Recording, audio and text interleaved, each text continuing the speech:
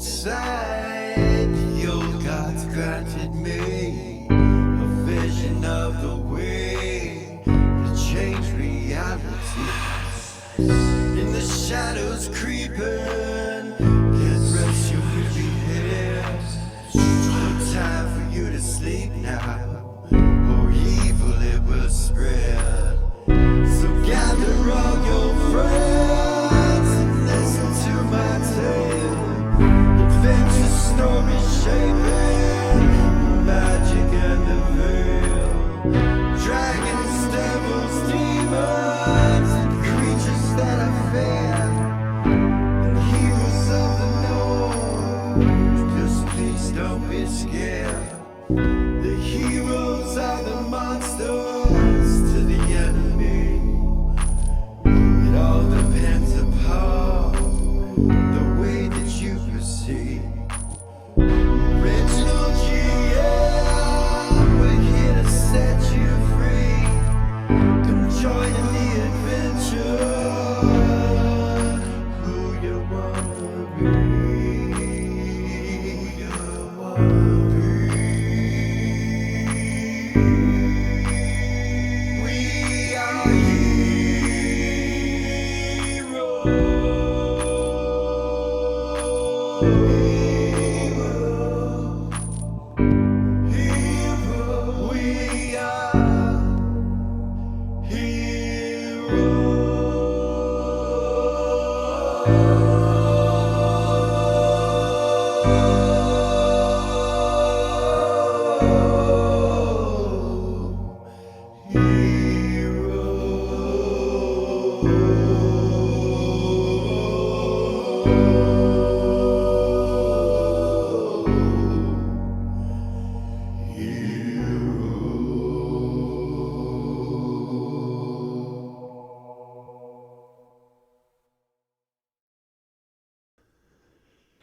I don't know about this mysterious stranger. How do we know we can trust him? Regardless of his offer, we're already headed to the city of Warkeep. We were? Yes, I spent the majority of the last year in that city and in disguise. The city will not have changed much, which gives us the upper hand, and I know right where that orb is. I can help with any Eastern culture issues while we are there. The samurai in that city are like gunslingers, constantly looking for a one-on-one fight. What's a gunslinger? I apologize. It's slang for a bygone era in a place called Boot Hill. Basically, they are attempting to gain fame from successful one-on-one duels. Yes, one-on-one duels are legal in the city of Warkeep. Does that mean if I hit a motherfucker with another motherfucker, I'll get in trouble? But if I just hit a motherfucker, I won't? Basically, yes. A bit more to it than that. There must be a challenge, an acceptance of that challenge, and a witness. Destroying public property is frowned upon as well. So magic missile is preferred over fireball? Either, as long as it only harms your victim and doesn't destroy property. Well, I don't trust this mysterious stranger. I will have my children take a look into finding as much intel as possible. You have children? With the birth pains of building this guild, I consider each one of my assassins my child. Okay, it just kind of had that Loth vibe for a moment.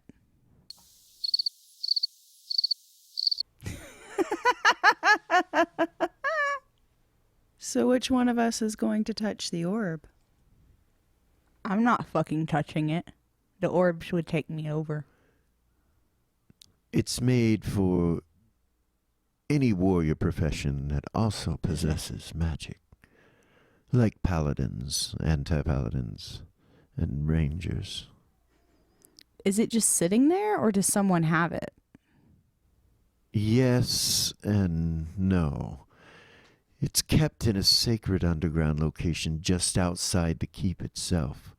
A place called Aeon Zuul, which is located directly below the temple of Tiamat. Only the most sacred of hierarchy are allowed in that place.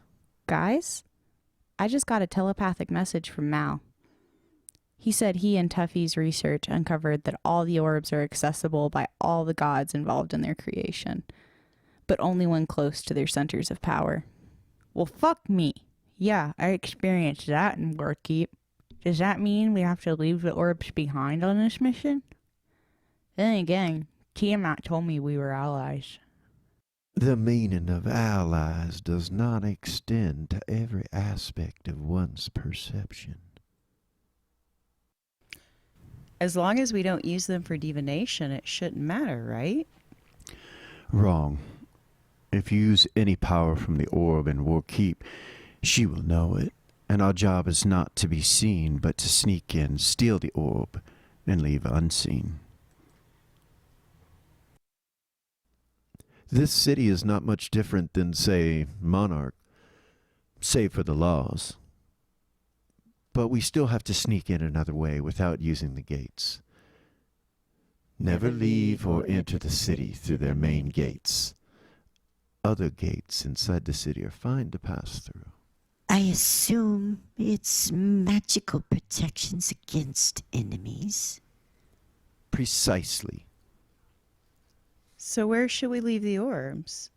Is it safe to leave them all in one place? I guess that depends on where you leave them. Transporting directly within the city can be dangerous and will draw attention. We will come down the northwest path called Darken Road. The place we are headed to is in an inn and a tavern called the Roost. It is the headquarters for the Phantoms, an underground resistance. Problem is, they don't remember me. So, we'll have to gain their trust. These disguises should work, but if we go out in daylight, we risk being recognized. So, we will need to do all this at night. Let's go get this orb. After breaking the curse of the mirrors, our heroes return home with mixed emotions. Recent events, a veiled reality of a mirrored Warkeep, were over. But now the real Warkeep and the Bitch of Pain appeared on the horizon still. Some of them were now beings of paradox, caught in a river of prophecy. On a side note, since Mal and Tuffy died within the Warkeep, they were able to live 15 days within the longer timeline. And when the spell was broken, they were in the nest, immune to the effects of time. So they retained 2 weeks of knowledge. But with the magical quest spells on both of them to see the return of the Elder Gods, they decided to go to the Temple of Nira and the library within to intensify their research on the orbs and the hidden ancient temples. Those temples were attached to each of the orbs. The orbs, like keys, unlocked the temples and continued the prophecy. Zira would order Havoc to deal with the orcs under her command, and she would also ask him to find the location of the orcish sisters of the House Sheeklak, those responsible for the death of her father and the turmoil and discourse within the orcish society. Myra would travel to Monarch with Gorgain and Hedda, with a royal order to free her sister Bella from the dungeons. Having returned to Lily's apartment, the party encountered the mysterious stranger. A being cloaked in secrecy. No one knew who he was. The party's last encounter with him involved a deck of many things, and Myra had drawn a card that made her the owner of a stronghold within the ethereal plane itself.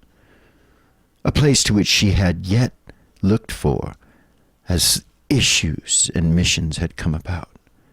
The stranger told the party that if they went to Warkeep and retrieved the orb, not for him, but to simply do it, he would allow each of them to draw from the deck of many things, one which he held that had no negative cards left in it.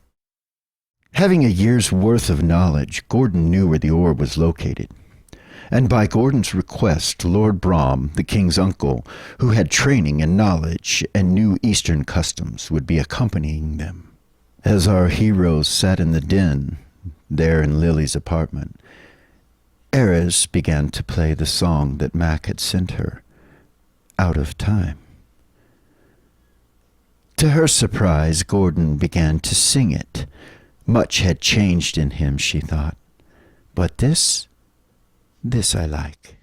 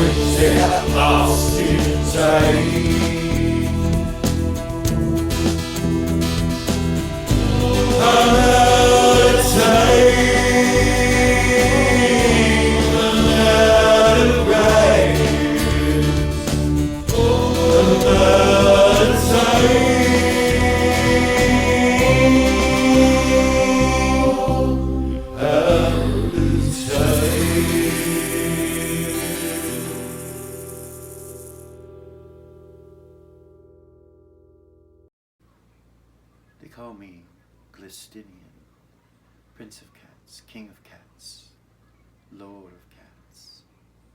I am all of them. I am the finder of lost things.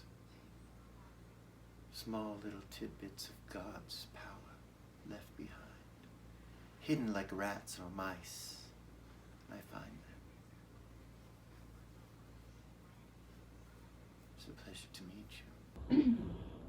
Welcome back to Original GM. I am Hupahu, Dungeon Master this evening, and I am once again joined with Wachi and Chikala, and we're going to continue with our adventurers from where we left off. We've got a lot to get to, so we're going to get started. But first, before we get started, I want to thank Arkenforge for our maps for this module series, Quest for the Dragon's Eyes. And we'll go ahead and get started. Are you guys ready? Yeah. I know you've been waiting a little while, so we will start with you guys slightly to the north of the city of Warkeep. You're on Darken Road, next to Darken Wood, and you know that you guys couldn't transport in. You couldn't, teleport or fly in or anything like that. You had to kind of calmly come into the north. You're aware through Gordon that there's lots of divination and things like that that go on in this area.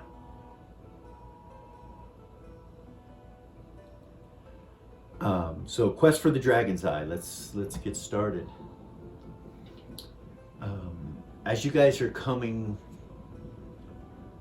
from the north, you can see and kind of hear the city up ahead and see the lights through the trees.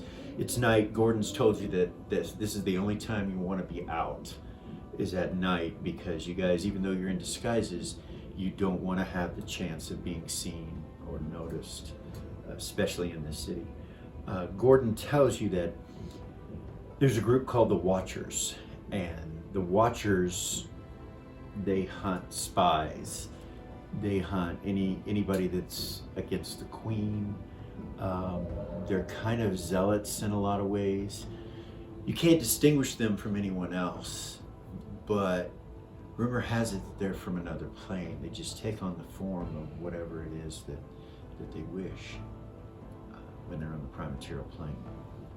He also tells you about the Dragon Guard.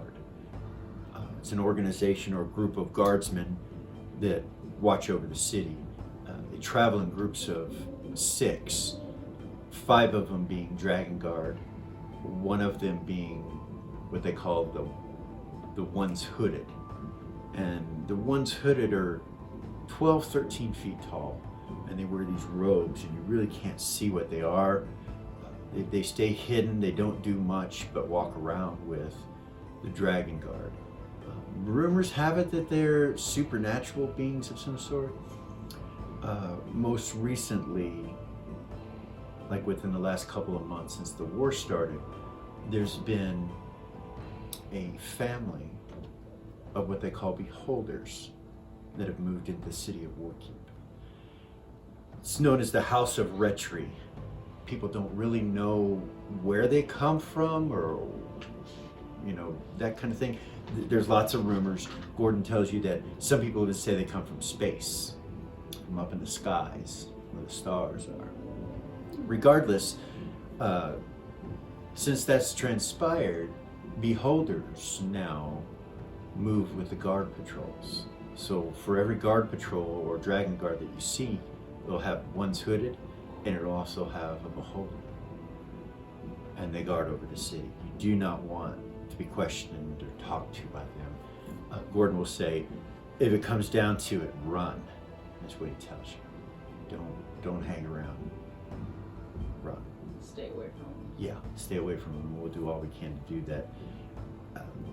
So the city is, a bustling city, and some nights there's a lot of people, some nights there's hardly anybody on the streets, and we'll have to move through shadows and things of that nature. Now first, I'll also tell you about the opposing side, which is known as the Phantoms. And this organization is a resistance against the Queen and against all the politics that are going on in the city. They probably date back to before James became king and Monarch was still the capital city. And these men and people that lived here worked for Monarch. They were in the military, and so it's all kind of switched and changed since the Queen came. And so we are headed to a place called the Roost. It's a tavern. The Phantoms run the tavern, and the resistance can get us in the city without having to go through the gates, which would be very detrimental for us. Let's see here. About that point, Erez and Zira, you hear Gordon say in your head, how's things going there? And he's talking, which is odd.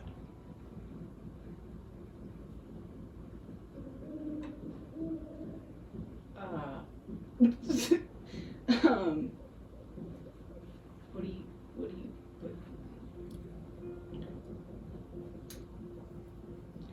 So if we can convince the Phantoms, Gordon continues, to get us into the city, you know, it's going to be more than just money. We're going to have to convince them.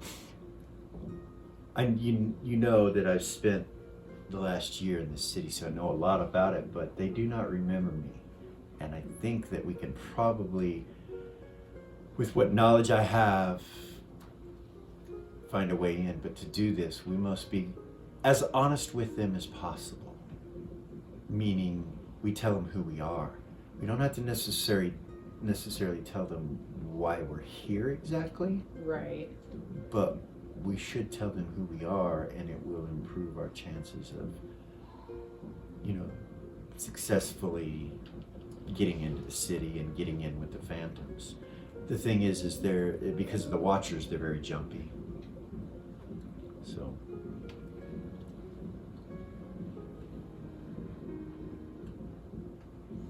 Did he like look at me or anything? No, when he doesn't. Well, he does while he's talking. He How just are kinda- things going there? Yeah, that's what he says.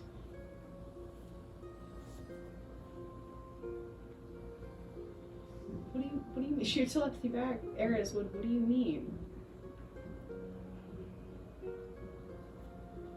And he kind of looks at you and he telepathies back. He's like, it's simply if we can convince them. Like he has no idea. Right, like he says, you know, talk to them. I mean, maybe some of your charms might work, but we don't necessarily want to charm them. We just want to be honest.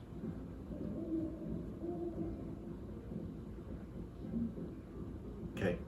You do anything else? No. Okay, so you guys are on the northern road right now, or the road that heads north out of Warkeep, and it's called Darken Road. Right next to it is the Darken Wood. And you guys start to travel just a little bit farther to the south, I suppose, right? And you got this marching order here. Is that favorable? Yes.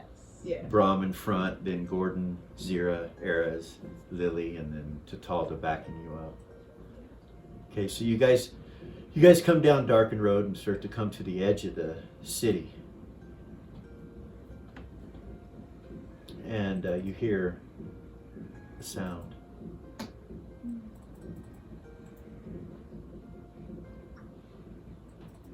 wanted to telepathy Brazil. Make sure that she's awake and paying attention. Okay. Yeah, she tells you she's awake. This is what you hear. Kind of off in the distance.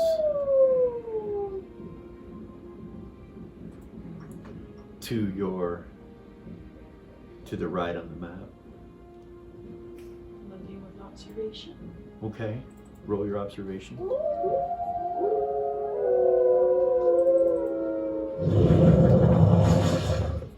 hear that. Like how far away? In So the distance. at like, first it sounded in the distance a decent ways, and then you realize some of those were real close, probably within 60 feet or so. You roll observation? 700. Okay. So you look off.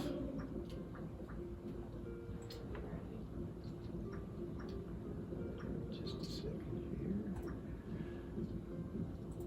You kind of look off towards that direction, Lily. And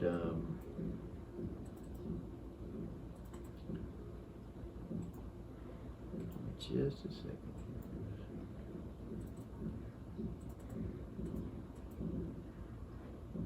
Often between the trees over there, you see something moving. It looks like a wolf. how far? They're running or walking, kind of galloping, and then they walk and look over at you. You see the three of them right there. They're running parallel to you, kind of just looking at you. They don't seem to be coming towards you, but Just checking us out. yeah, just checking us out. You want to do anything, Ares, or? How far away are they? Can I see them? If I I know I'm human. I don't have infravision or anything. Can I even see? Right. So this is Ares. Yeah. So each square is 5 feet here. So 5, that's 10, that's 25 feet away or so from you. And telepathy to everybody looks like we have an escort. Oh, yeah, and then people start looking. Brom looks. To the left. I do believe you're right.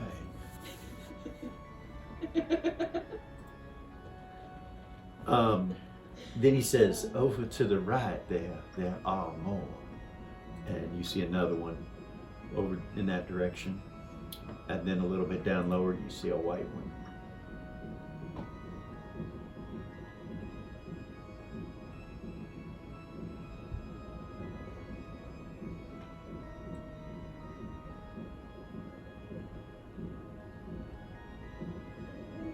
And then up through the trees, you can see what looks like something that's pretty tall.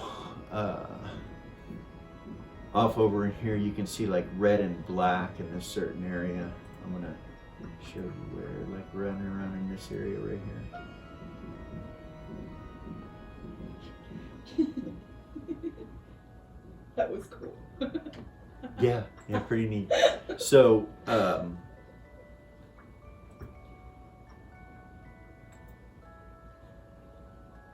do you guys do? You just keep going? Mhm. Okay. Kind of off in the distance, you see another one kind of appear there. So I want to say Zero wouldn't, but Ares would tell Gordon What? that that he just telepathied her and what he said.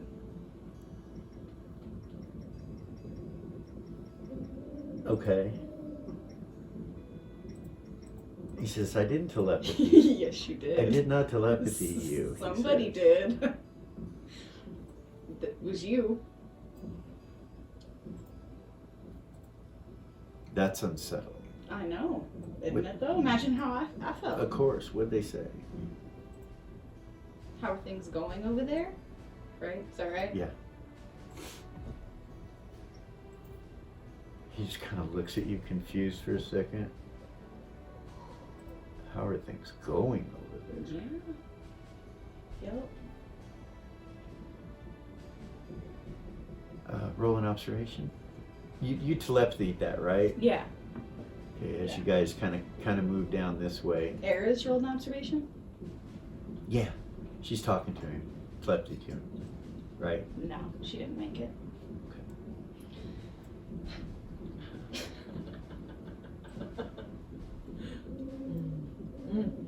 He says, odd.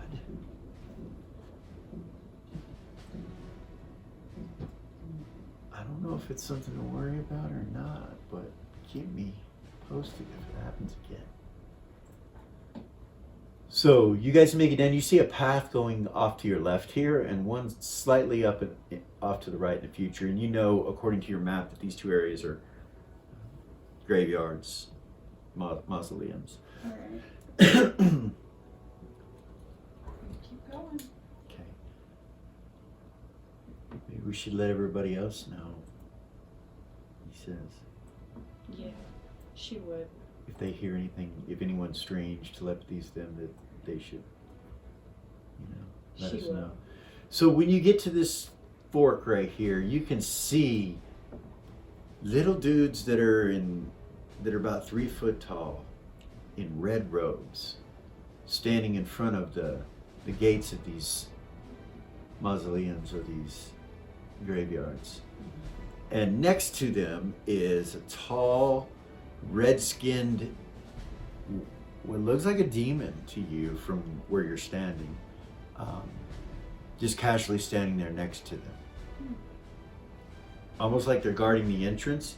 And then to your right, you see the same thing. over in this area right here. Okay. Nothing we've ever seen before. No, you've never seen anything like them.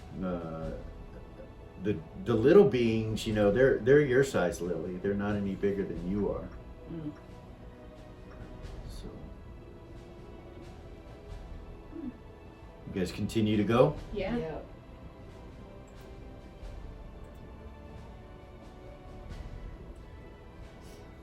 All right. As you guys go,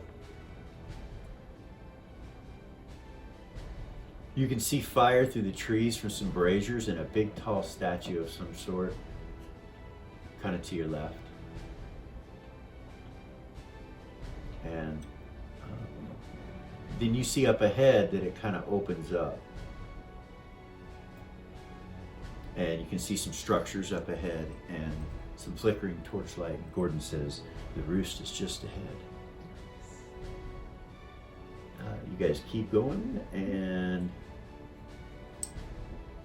you get to this fork right here, and Gordon kind of goes through the middle there.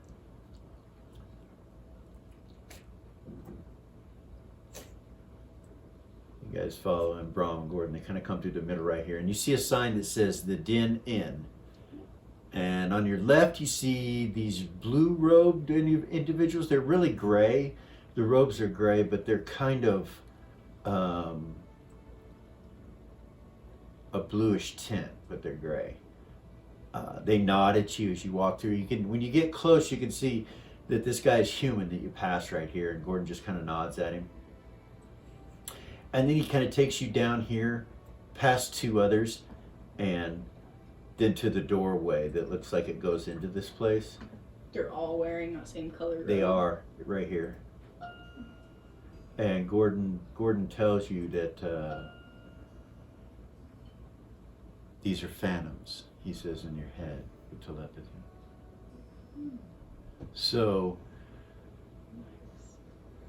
Gordon goes in. Follow them.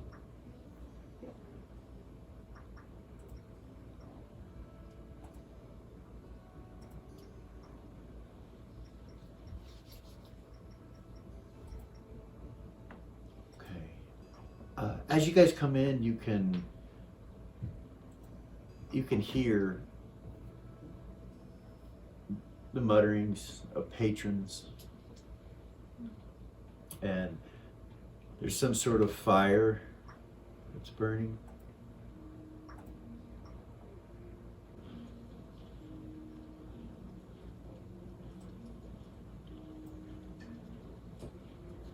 Okay, so you guys walk in. Yeah. To the roost right here at that door. On the left there. Right there. And as soon as you walk in, you can see two more robed individuals with those gray robes. And then behind them, you see an older lady. She's got some food on trays that she's taking from the table that she's at and bringing it over here this way. And she nods at you and says, "Oh, you all look like you're hungry."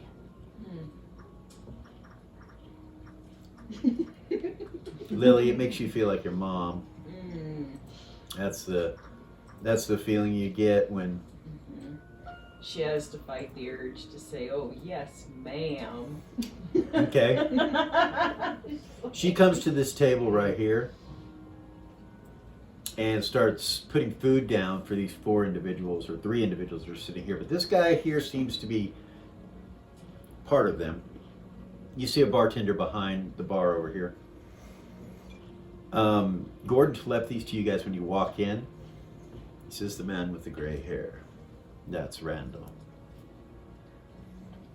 And Gordon will go and sit up at the bar. Yeah. You go too.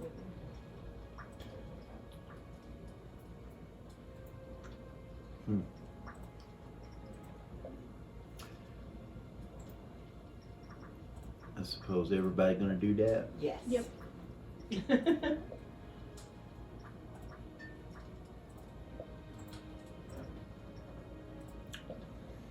I don't know why Tiamat is so tiny and Zera's so tiny, but that's a token issue thing, and I'll fix that later. But so Gordon's gonna sit right here. Zero, you sit next to him. Yeah. Daenerys. I'll sit on the other side of Zero. Okay. She doesn't want to go sit by Lily. that rando guy. Here. Not knowing him. Yeah. Ron will sit on the other side of you. And Tatalda. Take a seat behind you. So you guys pretty much fill up the bar.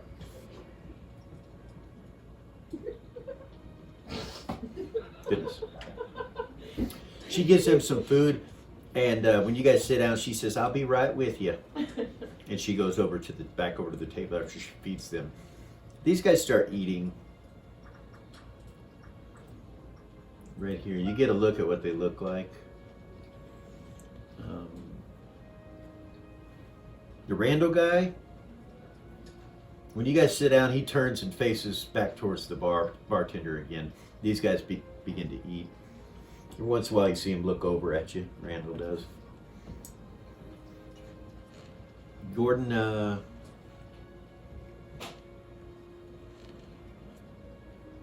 Gordon says, "So should we tell you guys who we are now, or should we go upstairs?"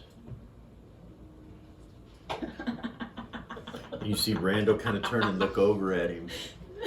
You see the three that they stop eating and they get real tense. Like you can tell they kind of reach for their weapons and kind of look over at you guys. And Randall kind of nods his arm like that and he goes, "Do I know you?"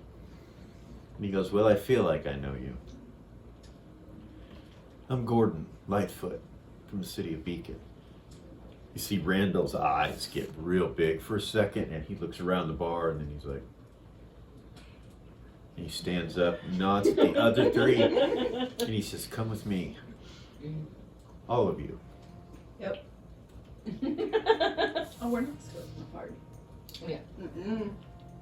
Okay, so you guys come over here to the staircase and start going up over the staircase right here. Okay. And it goes up to the next level.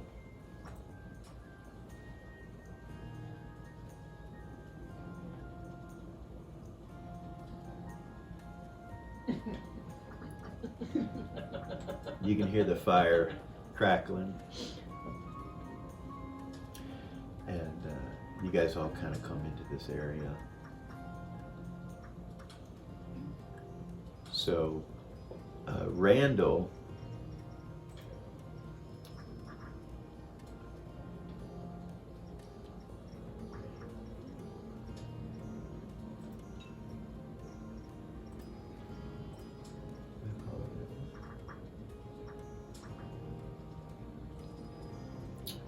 he's not where he should be.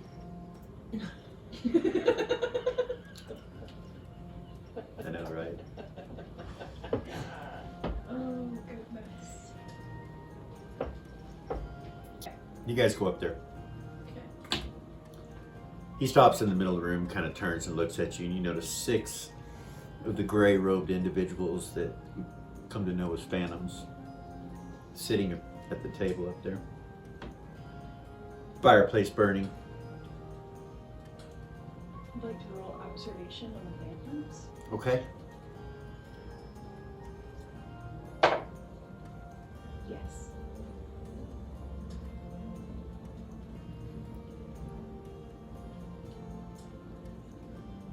You can tell they were expecting you and weren't surprised when you came up. Can I roll observation on Randall Yeah. as 0? Mm-hmm. 18 under 25?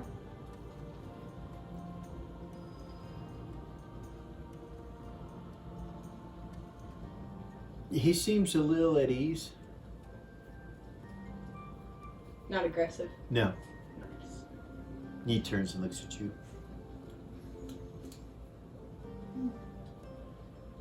So what are you guys doing here?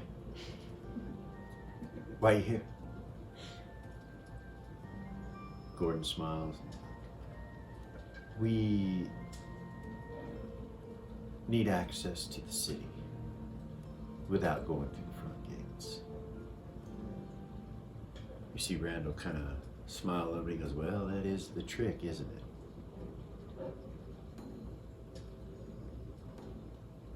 Why do you need to go into War Key? Gordon says, well, that's none of your business. And he smiles at him. But we are on the same team. A hefty payment for each of us, say 300 gold each. Is that fair?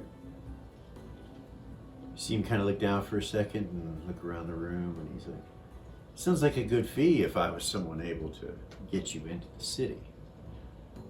What makes you think I'm the person you're looking for?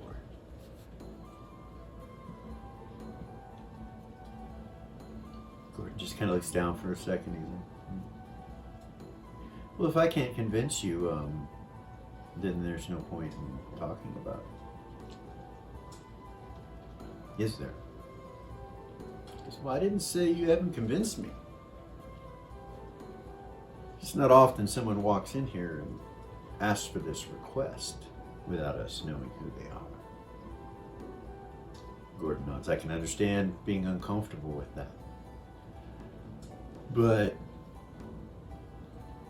if we were raiding or from the Watchers, say, we wouldn't be having this conversation. You see Randall kind of nod, and he looks over at the rest of you and he's like, so do any of you have anything to say?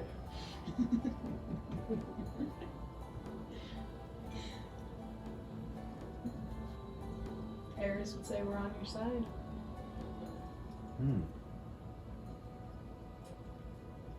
Okay. Let's see the gold. Nobody moves. I'll Nope. pull it out. You pull it out? Yeah. Okay. Yeah. I'll get it. Okay, so you pull the gold out. 12. So that's 1,800, right?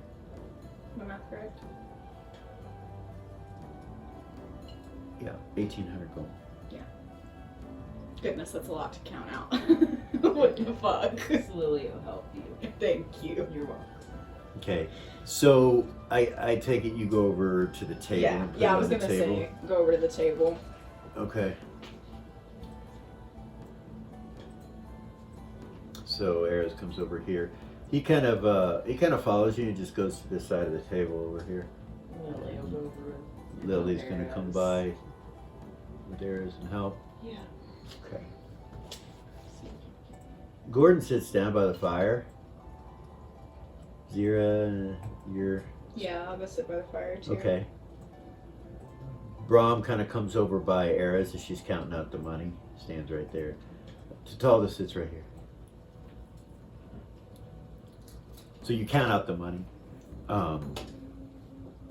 Gordon says, so how's this work? And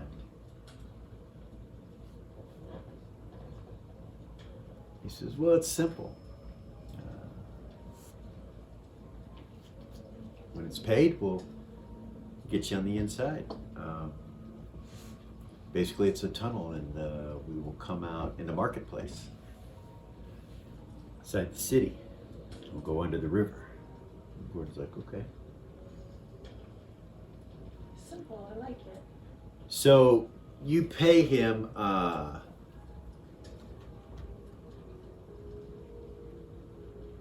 Gordon tells him that he says we plan on being here for a while. Would you suggest an inn that we could stay at during daylight hours and only take care of our duties during the evening? Randall kind of thinks about it for a second and he says, Shadow's Rest. That's the place you should go. Matter of fact, I'll let him know that you're coming.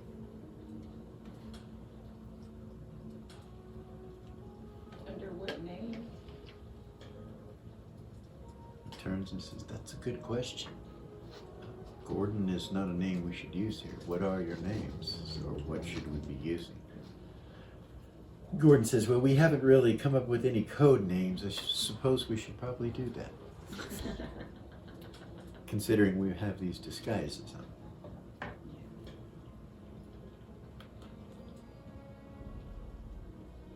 Ideas?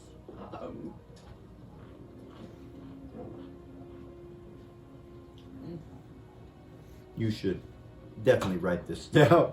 Yeah, for sure.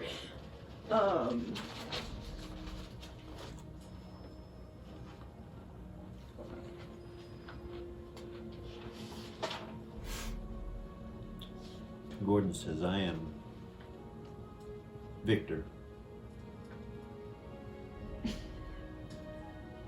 Really? Yes.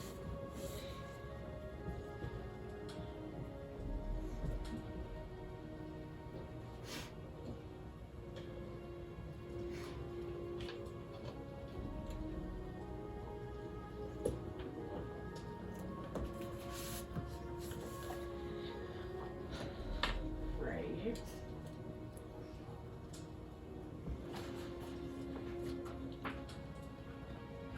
Am I allowed to use names like as a player? I'm asking, am I allowed to use names from like other fantasy worlds? Sure. Is that allowed? Sure. We'll go with Beatrix and Jezebel. Okay. How's that? Beatrix is Eros, and Jezebel is Zero. Okay. Did you figure yours out yet, Lily? Okay, so you guys come up with names? Oh. Brom says, you can call me Bill or William.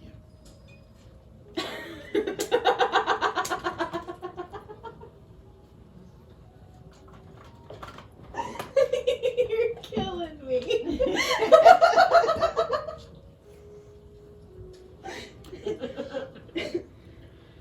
Oh goodness. Katatalda Suki. Oh my god. Please don't do that, Sookie.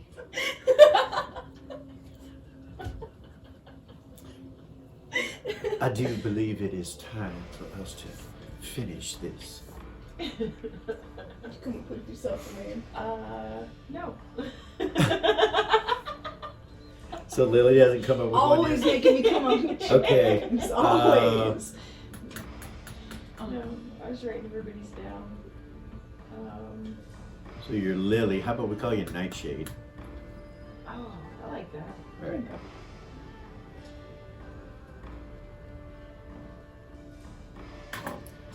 He's like, all right, whatever your names are, suppose we'll see what happens. And he's just gathering the gold that you're counted out. I wrote down Suki for Tatalda. She No, didn't say no. no, Tatalda tells you hers is Velve. Velve? Yeah, it means blade and drow, she says.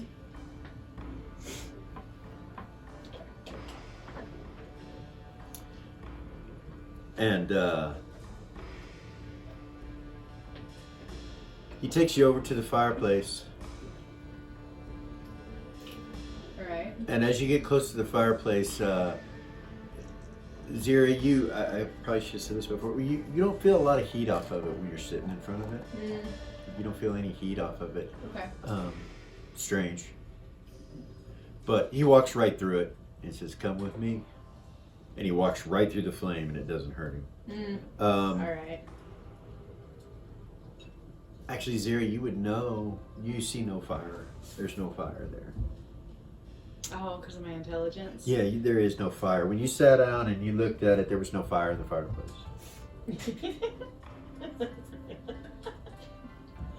Sorry, Shit. I forgot about that intelligence. So Okay. he pushes a door and you see a ladder that goes down and he starts going down it. Okay. Gordon will go next, and then Brom says he'll hold up the rear. Okay. Okay. I'll have Ares go, or Zero go, Okay. and then Ares. Yummy. All right, so you guys go down this ladder, and it goes down probably 30 feet or so straight down. And you guys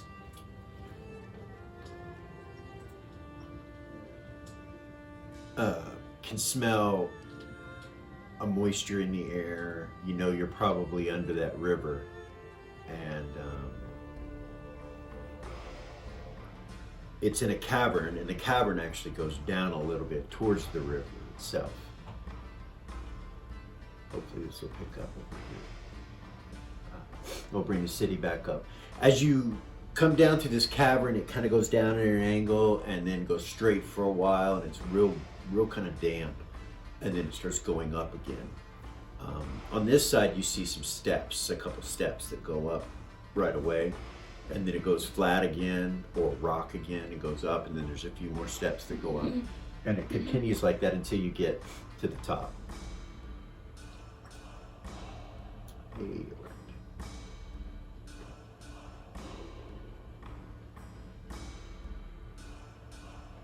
make sure this is working.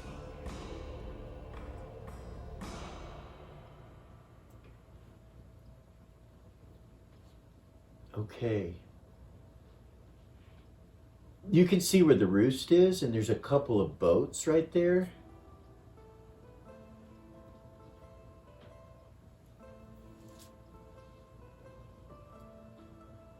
Let this map load up.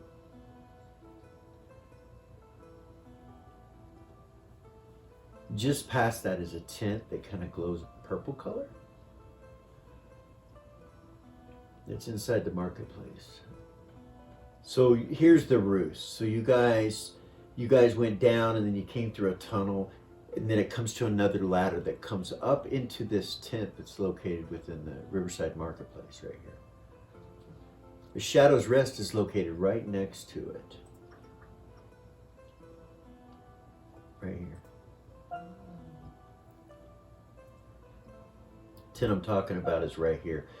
And when you guys come out, you can hear the marketplace outside the tent. And when you come up, there's cobblestones that are moved. He has to move some cobblestones, and you crawl up into this tent. Looks like this tent sells different fabrics of all different sorts, like a fabric dealer.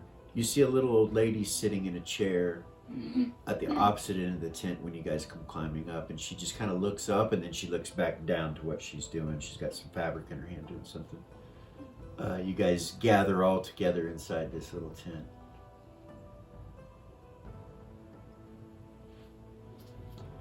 And Gordon thanks you.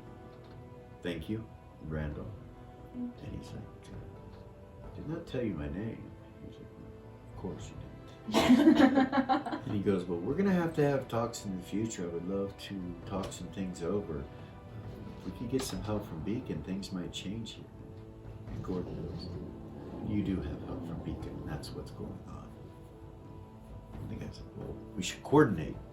We know a lot about the city. He says, let's get settled first, and then we will discuss that. And we'll see what we can't do together. The guy nods and looks over at you guys and nods. He says, thank you for your business, he says. Thank you. And he wanders over to where the cobblestone is and goes back down the ladder and slides it over the top of him and goes back into place. He realizes it's part of the street, part of the city street. Can't Make a tell. note of where that's at. Yeah. It's right For here. sure. Make a mental note Yeah. of exactly which cobblestone it was. Okay.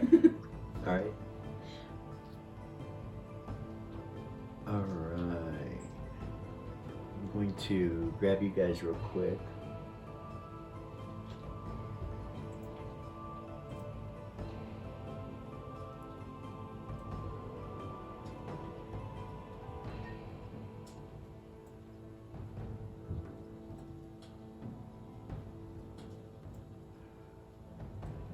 Might make things easier. All right.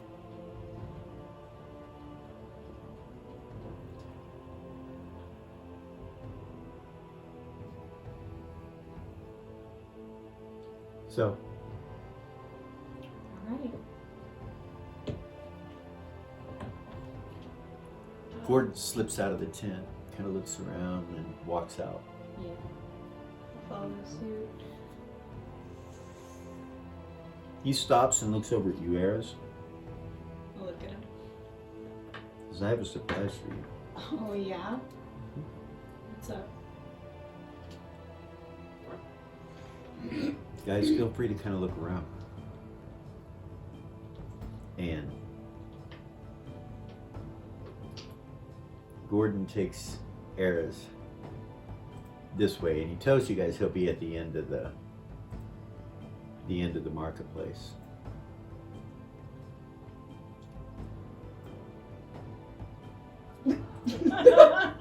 Really? What? The first thing we're gonna do is split the party? Well, I guess so. I guess that's what's going on. Really? Okay. Poor What's she gonna Lily. do? Poor Lily. She's like,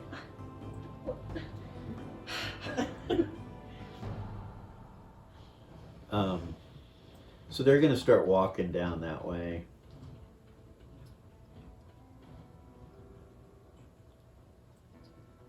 Towards this direction. Do you guys go with them? Yeah. I'd be like, I don't know what you're thinking. Like, what?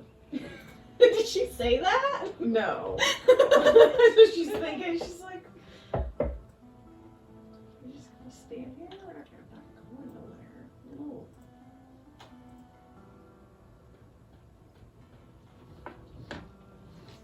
I put Tatalda on top of a tent. You did. Zero will like kind of walk up and link arms with Lily Yeah. and Okay. be like, let's look around.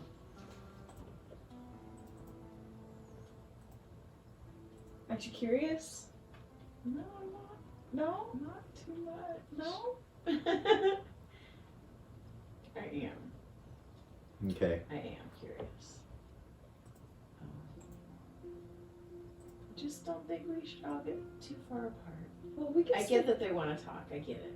I get it. we could stay close to him.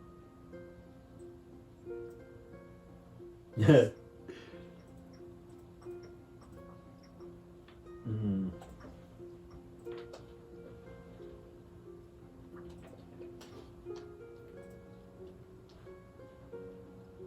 So I got everybody individually. So Zira and Lily are going to link arms and walk together. Mm-hmm. So Talda and Brahm will be back here. So Gordon takes Zira over to this tent right here. Eris? Or Eris over to this tent right here. Okay. When you guys come walking up, you see a man that looks like he's from the Danitarium Okay. down south. He's wearing a turban, and you can see what look like wicker baskets, different types of baskets all around with lids. Gordon walks up. He says something in a tongue you don't understand to him. The guy greets him back. Now this is Eris, right? Mm-hmm. She understands. What language is it? Chaotic evil. He says, greetings, friend. And he says, greetings. Kind of confused. He's like, I have come, and you understand it, otherwise you wouldn't. He says, I've come because I would like to allow her to look through your wares and purchase something very deadly and helpful for her cause. He turns and looks at you, and in She common, would smile. in common, When he says that, she would get a big old smile. in common in your head, Tlepy, he says to you, he sells snakes here, and I know you won't. Hey! The man kind of turns and looks at you and nods. Not at him. How may I help you? What do you have?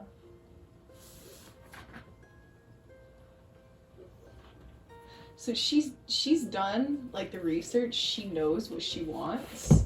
Okay. So actually, she would ask him, "Do you have a black mamba?" She'd kind of smile.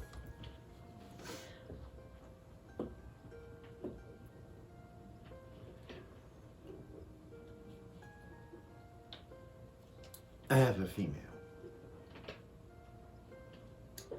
She is only around 3 feet in length. She is not full grown. That's perfect, actually.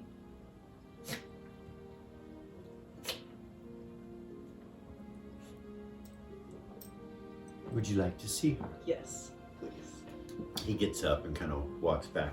I'm going to say that the rest of the party, if they want to walk up here, they can. Otherwise, you are looking around through the marketplace. And there are people here and there as you look around through the marketplace, Lily, Zira.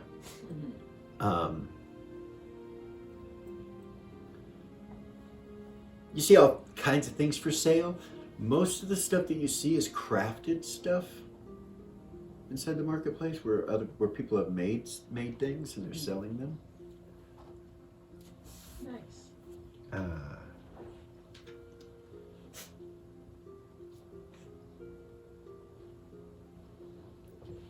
Roll an observation, Lily. You know me so well.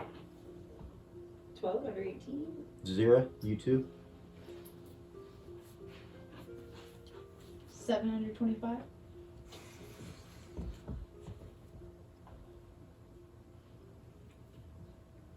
You see the shadow from torchlight.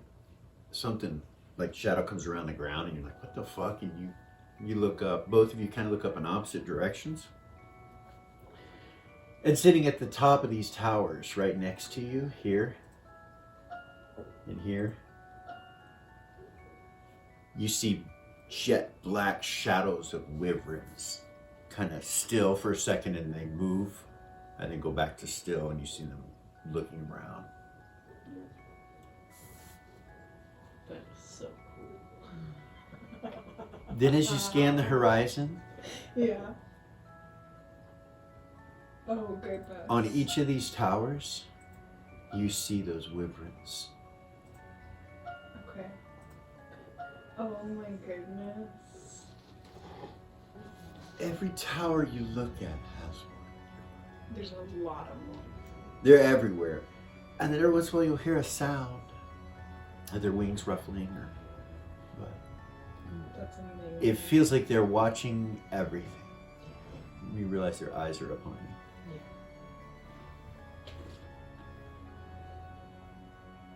Good to know. Yeah. All of us watching. So Eras,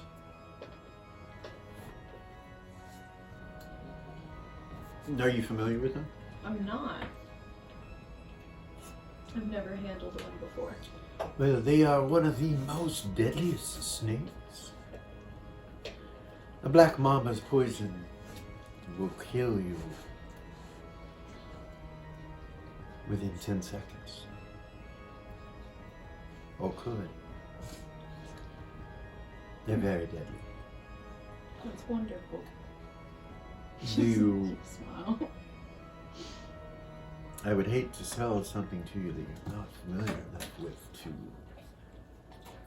I do Hand- I have magic. You should look at it. Ah. If, Well, before that takes place, we must negotiate a price.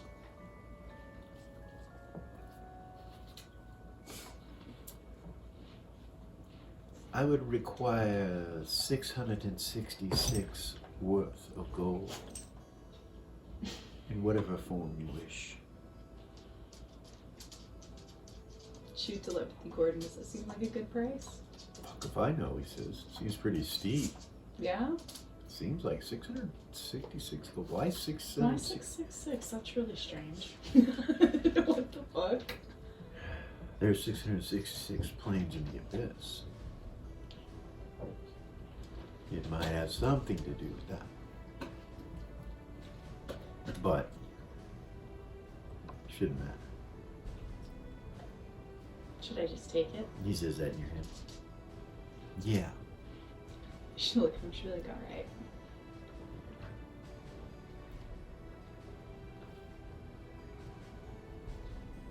I would like to keep The basket, of course. And he pulls it course. over and takes the lid off and pulls out this black bag. It's velvet on the outside. And on the inside, it's silky. And he reaches in and pulls out this black mamba. This beautiful snake. I'll pull out my scroll.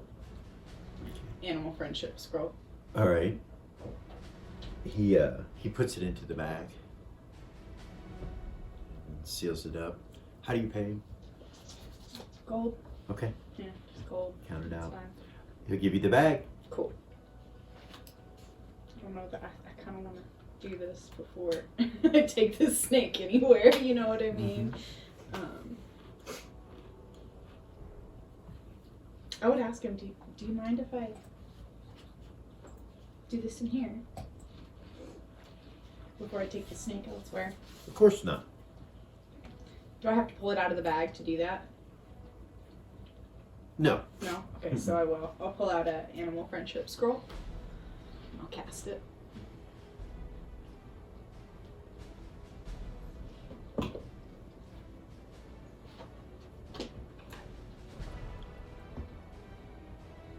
He fails miserably with a 1. Nice. Or she. She fails Wonderful. miserably, so you get her. Beautiful.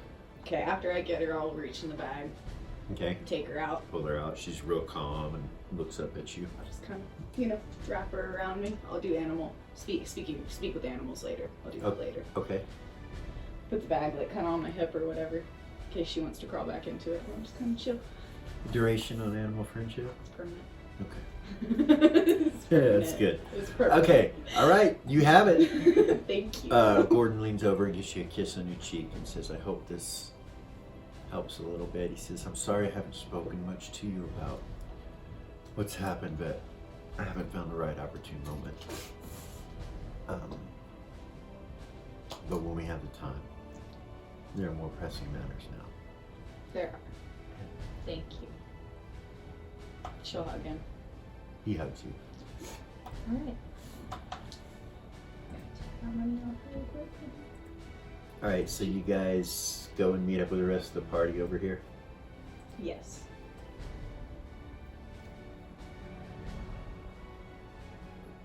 Lily. We just been looking at booths. You notice there's a snake around her. Okay, yeah. So here's your snake. Her name is Orthe. Okay. It means sacred in Drow. Nice. If you speak Drow, you would know that. If not, armor class, hit points, all of that. Does silent tongue count? No. I can speak drow silent tongue. So as you guys kind of walk up to the edge of that tower, this wyvern kind of comes to the edge and looks down at you guys.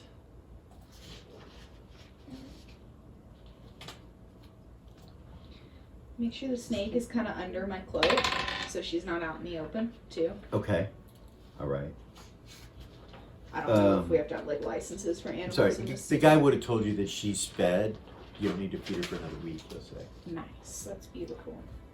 And you notice that there is a little bulge in her when you put her on. Okay. Okay. So Gordon says, let's head over to the inn so that the base of operations. All right. The Shadows Rest takes you guys through the streets there, and like I said, you notice the wyverns everywhere looking down. All too familiar. Oh yeah?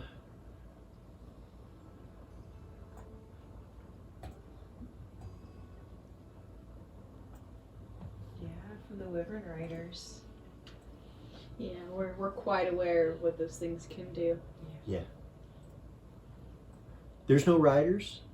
Just them. so you're aware, you don't see any saddles, no riders. That means there's no negotiating shit. They've been told to do something, whatever that is. Okay. So, You guys get over to the Shadows Inn. And as soon as you walk in the door, in front of you see the bar, and sitting at the bar is a human female dressed in red plate mail.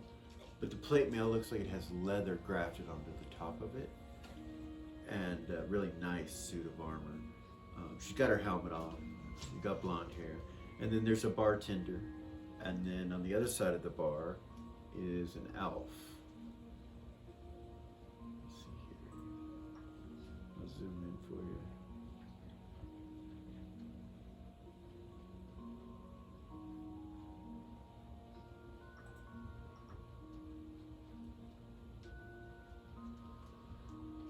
And they all kind of turn and look at you. The female fire, she kind of turns her stool.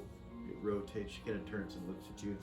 And then when she kind of gazes around at you, she turns back to what she's doing at the bar. The bartender kind of looks over her shoulder towards you, and then the elf eyeballs you. Yeah. Chandeliers all over, dangling down. Looks like a rather large place. If you look immediately to your right, you'll see that there's a stage to perform on. If there were bards, they'd be over here, but there are none. And then there's stairs going up and down over here, in this area. Roll observation. Everybody? Yeah, that has it. Normally that's a D6, and only a 1 and a 6 gets it, but if you have the observation proficiency, you can roll under your intelligence. 0 got it. Alright, Zira, you notice a female samurai sitting over here at this table in the shadows. Armor's kind of gray colored, and she's just kind of staring like this at you guys as you walk in. She would telepathy the party and tell him that, but tell him not all to look at her at once. when She looks says that. eastern. Alright, so what do you guys do? Start to walk up to the bar. As you do, the bartender will move over this way, like to these chairs, you know, as you start to walk up. So this is Zira, I guess, or Eris? Eris. She delivered to the party. Did he put whose name did he put it under? Victor?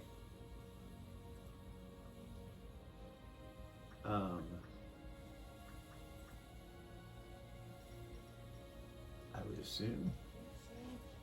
I don't know, but I would assume. So Zira, you're gonna walk up.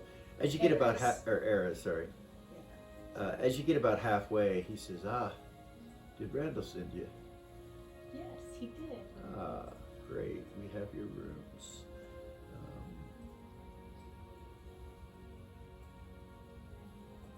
So, would you like to take a look at them first? Real polite. She would kind of look around at everybody else. I don't think it's necessary. That's not necessary.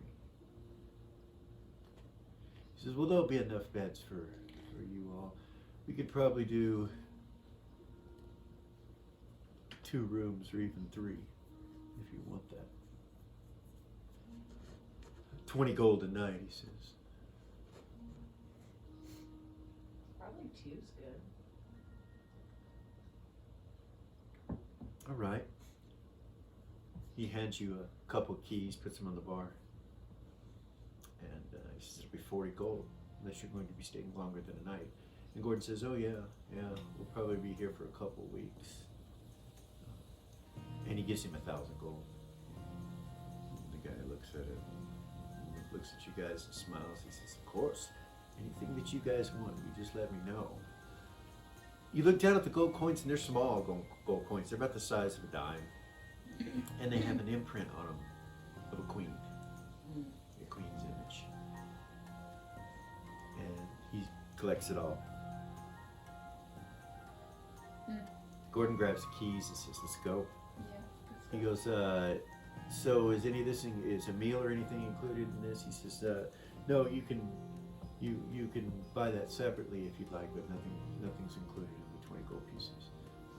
But you gave me enough that if you'd like, I could probably add a meal or two, probably breakfast and dinner on each night that you purchased for 2 weeks. Gordon says, done. Turns around. So you guys all head Start upstairs. Huh? Start walking. Okay, so you guys all head upstairs.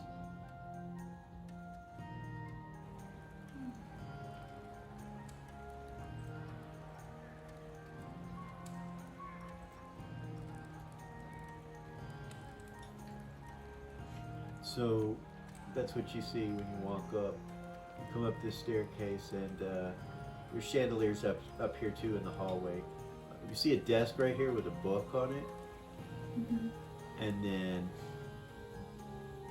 down here you see a carpet in front of this room down there, and then another way that turns. So you can kind of scan through and find that that the keys go to these two rooms right here on the end. This one here. Okay. And then this one. Those two rooms. Alright. So you go down, you guys take a look at them, unlock the doors. Yeah. So that's what they look like. One sleeps 3 and one sleeps 2. And there are 6 of you, 5 of you. I won't be sleeping, so. Right. Sleep. But there's a bathtub in there and desks, and they're really nice rooms. So you guys go and check them all out. Gordon will go around checking the windows and making sure everything's good with them in this room over here. So he starts looking at all these windows here. Okay. This one has one window over here, right above the bed. He'll check that out too. As you come down this hallway, you don't really hear anything. You also see a desk out front too, in that hallway, right there. Whoop, it's not attached. Not bad. Right there. Okay.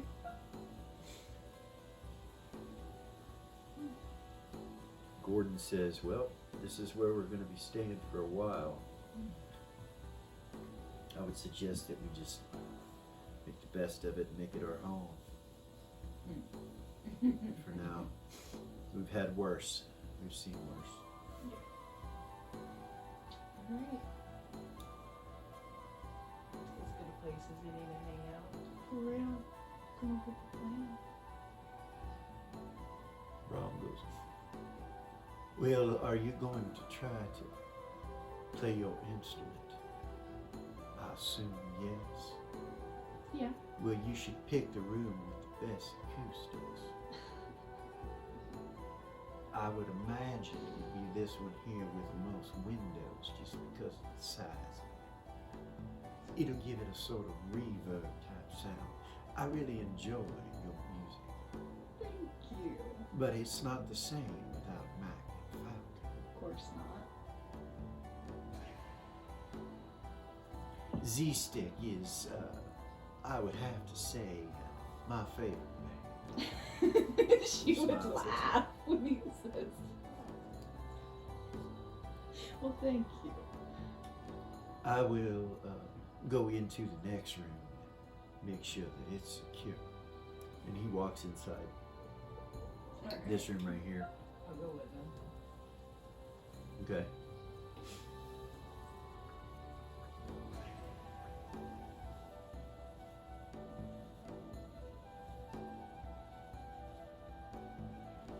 Look around for secret doors. You see fresh fruit and food on the table. You start looking around for secret doors. Anything concealed. Roll 6 for me. 0 or areas you're in here, right? 2? Yes. 2? Mm-hmm. The very edge of this carpet right here, it kind of ruffled up a little bit, like the carpet's been moved. I will go over and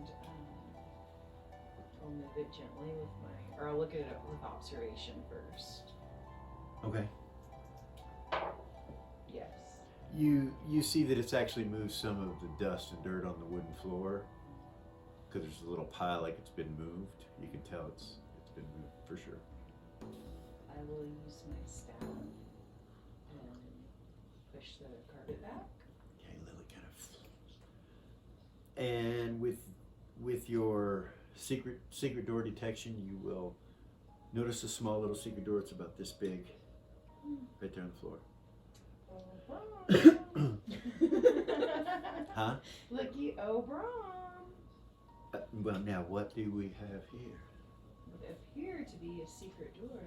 It would seem to perhaps be a safe by the looks of it. Perhaps we should check it for traps. Open it.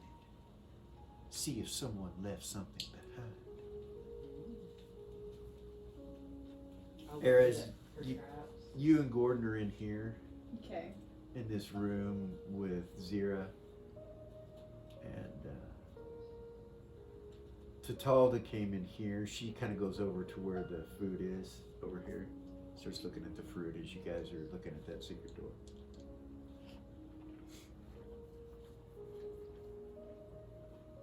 I will find and remove traps, or Okay. I'll look for traps. You're gonna try to find some traps? Yes.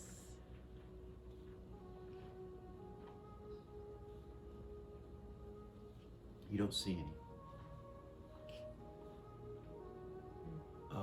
You do see a lock on it though. Takes a key, it looks like. Hey, Tatalda. Yes. Come look at this. See if you can see any traps or anything. Oh, that's right. We don't have him with us, do we? No. She gets up, walks over there. She's got an apple. She walks right up to you, and you see her kind of stick her tongue out and go. And she looks down.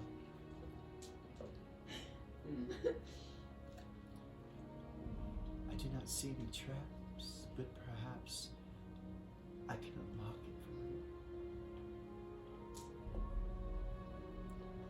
Or not. And you see her lock picking tool break. Oh, no, she says, goodness. She puts it up. See her take out some more tools and try to pry it out of the lock. And she does. I will. Well, I'll need to get a new one of those. Hold on. I will go into the bag fold in and pull out my thieves kit. Okay. Lock picks up. Okay, you try to pick it? I'll give it to her. Thank you, dear. You're welcome. It makes up for laughing at me earlier at your apartment. What did I laugh at you for? She shakes her head. She starts unlocking it, and you hear click, and you see the door go kind of bounce up a little bit. She backs away. Actually, she'd open it. She knows it's not a trap. She opens it. Inside is a small lockbox. It's just sitting there. She's like, ooh, look what we found. A tiny special treasure? Perhaps. Of course, you're always the one saying, stop touching things. Oh, you don't see me grabbing it. She looks down at it. She looks down at it. She's like, well, if you take the risk, you get the reward, right? Smiles. I don't know. I guess it depends on what You have a it is. finder's fee because you found it, but we'll figure it out here. She reaches down and pulls it out, looks at it. She checks it for traps and says there's none, and picks the lock. It opens. And she opens it up. Back over to Zira and Ares and Gordon. Gordon goes over and closes the door and locks it.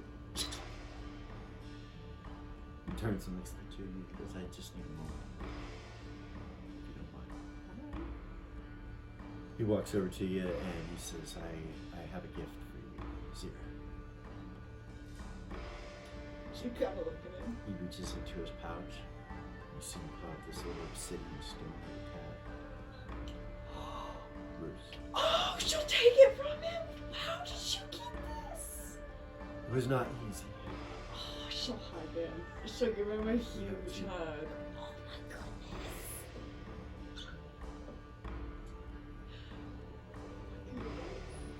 I lost him in hell. The cat you lost in hell. Yeah, I lost him. Oh, that's fucking badass. Yes. I was Black so Panther. upset. Right? Bruce. Yes. Okay, so you gives it back and he hugs you and everything.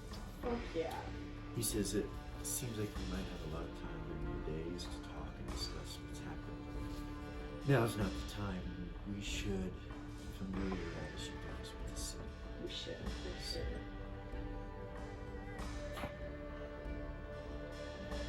Reese's stats again. It's not written on his character yeah. sheet. We I'll can have to get go that. find it. That's not a problem. No worries. If you're using my, I'll look it up.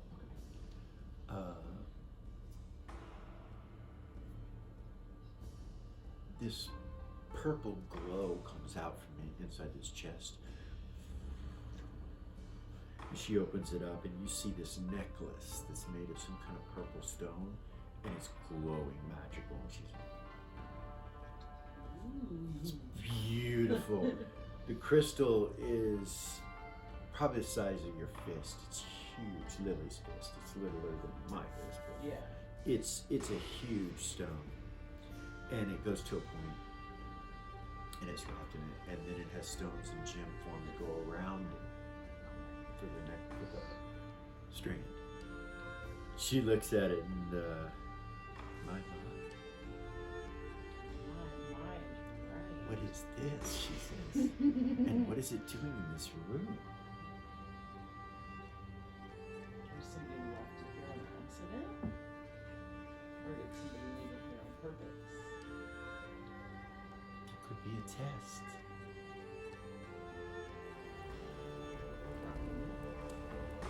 Phantoms. This place is attached to it.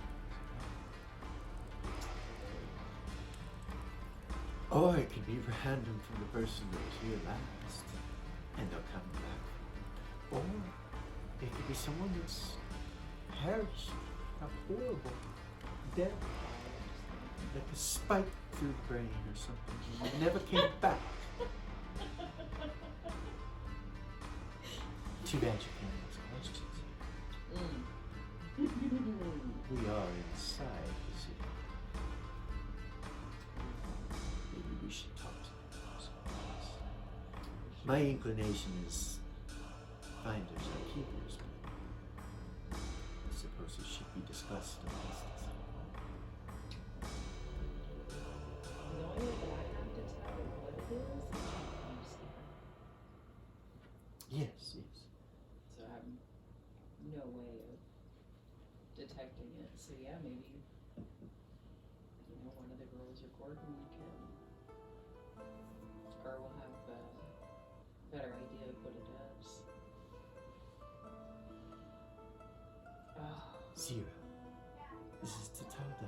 Can you come in our room, please? We have found something.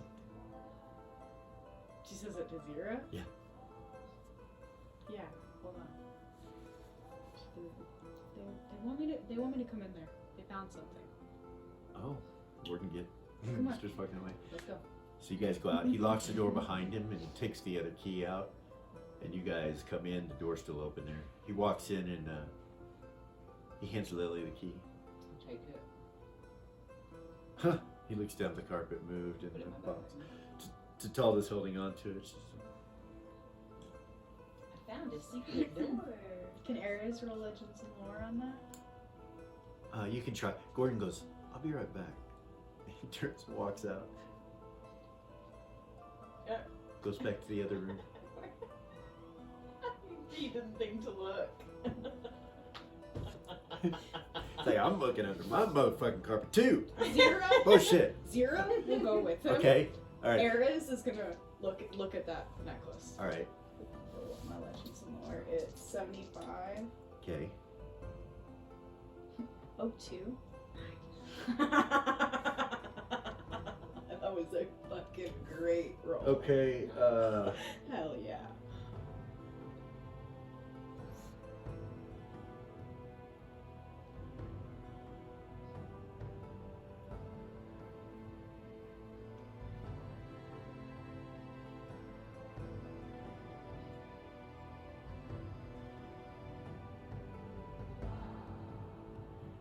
So, you remember hearing a song once that was a sea shanty.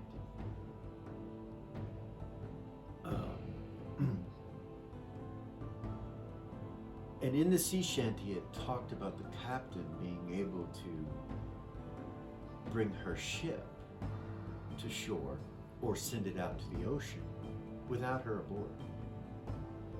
And the definition and explanation of the song talks about this necklace that you see, that she supposedly found in the ocean, on the bottom of the ocean floor, in a sunken structure or city that had fallen off the edge of the map. And she was there and had found this necklace. And it basically gives her control over her ship somehow magic.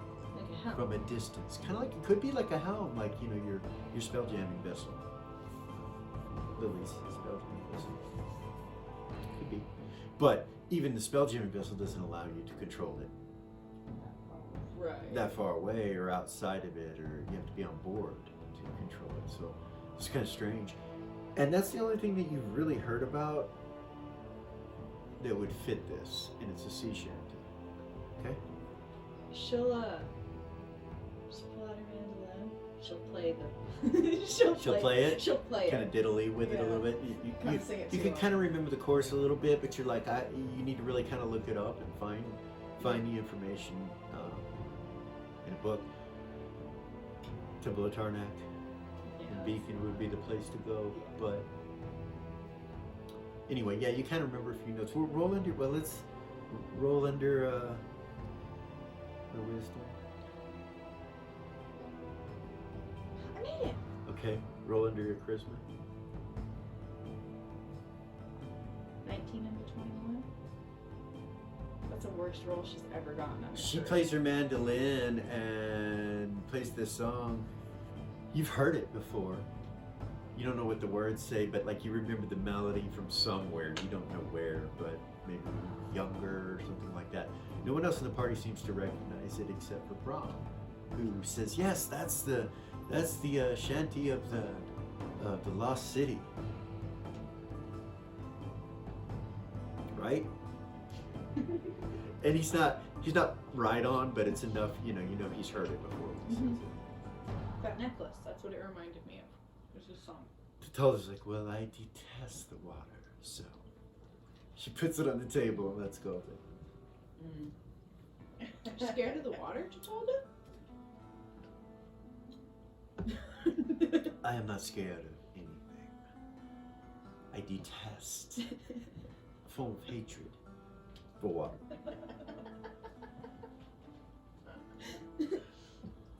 Especially cold. She looks over at the tub and walks up to it and looks under it. And you can see that it's got a way to put wood under there and heat it up. And there's wood sitting next to it. She nods. She's like, "Wonderful. I used to know this mage that can warm water by the touch of a finger. Can either of you do that? I would love to have a bath." Yes? Excellent, she says. She walks over closer to it and starts taking her clothes off. Right in front of everybody. She don't care. Her gray skin kind of reflects the light in here in a weird way as she starts to take her clothes off. And she hops into the tub. "Come on, Lily, it's cold. Warm it up." Sorry. I was trying to look as you asked. I got it. Brahm. I'll step You see him kind of get uncomfortable for a second, and then he kind of goes to the front door and just kind of looks out. I will step up and invoke burning hands Okay. and reach down and put it to put both my hands to the water. To the water or to the wood? To the water. Okay. Above the water. Okay. She kind of looks at you nervous for a second. She's never tried it before, so. She's like, "You might try it on the wood." You don't have a cantrip though? Oh, I forget about those. That So you would be. just gonna... Yeah. Okay. Okay. All right. Let's do It's all that. good. I love you. When you get so epically powerful, you forget about cantrips. It Cantrips. happens. Yeah, It happens. I completely forgot. Completely. So you touch the water and boom, it heats it up, and she's like, oh. Nice. So I'll go over and close the box. Okay. And I'll just say, just put this up until we get home and divide up the bounty at the end. Gordon kind of smirks when you say that. Isn't that what we usually do? Or are one of you guys interested in it? I don't want it. I'm not sure what it is. Oh, actually, Gordon's not in there. He wouldn't say that yet. Sorry. Let's go to Gordon and get that done, because they go and check, and there's nothing. I'm gonna come right back. And he come right back, and he would hear you say that, and then he says, yeah, I don't want it. I'm good. Yeah, you guys go and check. There's no hidden doors. Nothing.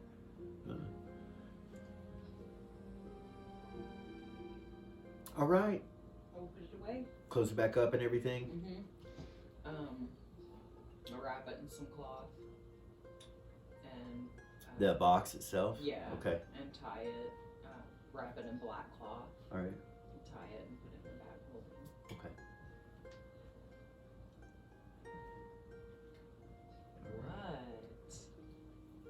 Right. Scaredy ass. Scaredy ass. For sure. Not even gonna try it on, Lily? Not even gonna try it? Should I? No, I'm just This is Miss Stop. This is Miss Stop touching things. I know, You want to right? try them.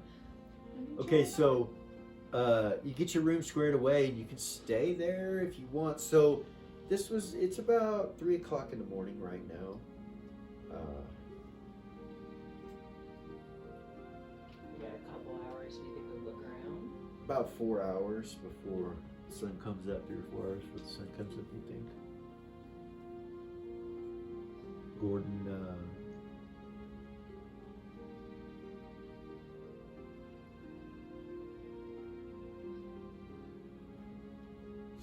he would tell you all that the city's divided into sections. And different sections have different patrols. Some of the sections have more patrols, some of it less. The actual war keep itself and the war quarter is highly guarded, and that is where Aeon Zuul is located. It is within there, just east of the actual war keep where you guys were is Aeon Zuul. And Aeon Zuul is basically right underneath the Temple of Tiamat, and very difficult to get into. There are ways into it besides through the Temple of Tiamat. There are 3 or 4 buildings that have entrances into it. These buildings are patrolled and watched over by the zealots and the cultists of the Tiamat religion. And those buildings are their living quarters and things of that nature. One of the buildings, the living quarters where they live, has an entrance from what they would call their monitor's room. And a group of 60 to 100 of them will have a monitor, someone who watches over them, teaches them, guides them. Once they've reached the status of a zealot or a cultist within the Tiamat's religion, they are grouped with another individual. There are always 2 together. And once they are grouped, they are gifted a demon.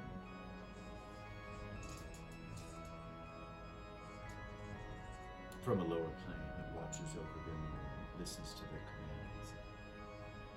So when you see them, you will always see them with one of these demons. Now, a lot of these cultists have taken on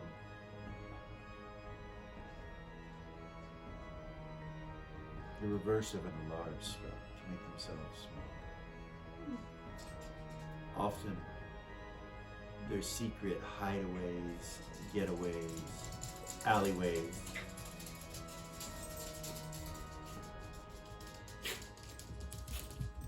Often their secret hideaways, their getaways, their alleyways, their secret doors, things like that will be small enough for a child, but very difficult, for a full-grown human to get into comfortably.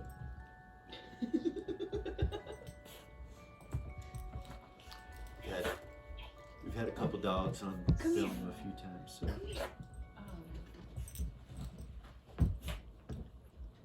Enlarging and the reverse. Yes. Shrinking. Yes.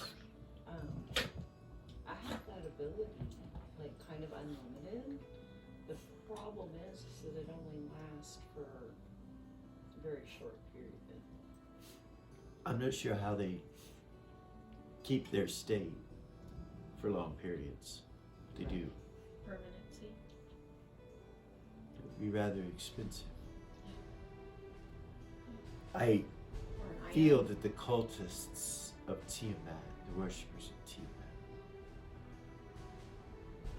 are so far in their zealotdom that they only eat what they're told, they only drink what they're told, they do exactly what they're told, in hopes that the Great Mother will shine down upon them with great power, fame.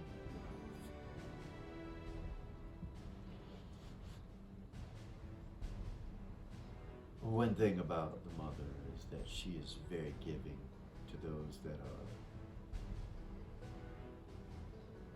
loyal to her. Great boons are also given to her people through sacrifices. So, when I say zealots, to the fullest extent, they are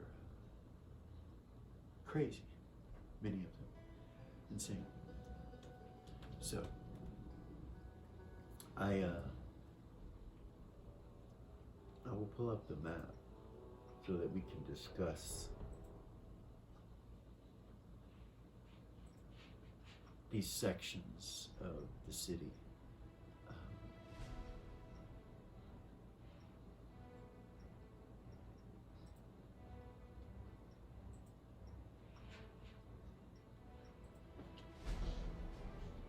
So you guys are still at the end.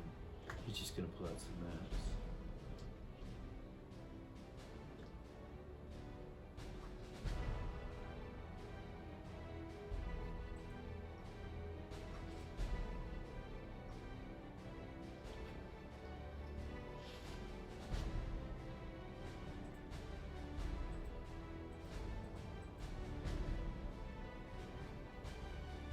Everybody's talking. Aries is gonna pull out her snake, Okay. sit down on the ground with it, All right. kind of just start stroking it and getting to know it. And Okay. I'll wait for animal friendship, but I am gonna She- do that before we leave here. When you drop her down, she comes back to you almost instantly. Nice. If you drop her down and start playing with your hand, she'll kind of ignore your hand and just kind of come straight back to you. Yeah, there's no reason. Okay. All right. You realize that you could speak with her and teach her one trick. Her intelligence is only a 1. You can teach her one trick, or you can go with animal friendship and wait a week and train her that one trick. Or you could just talk to her and tell her to do that one thing. Whatever. Okay. Yeah. Okay. A speak with animals scroll. Okay. Pull it out. Check the duration. Okay.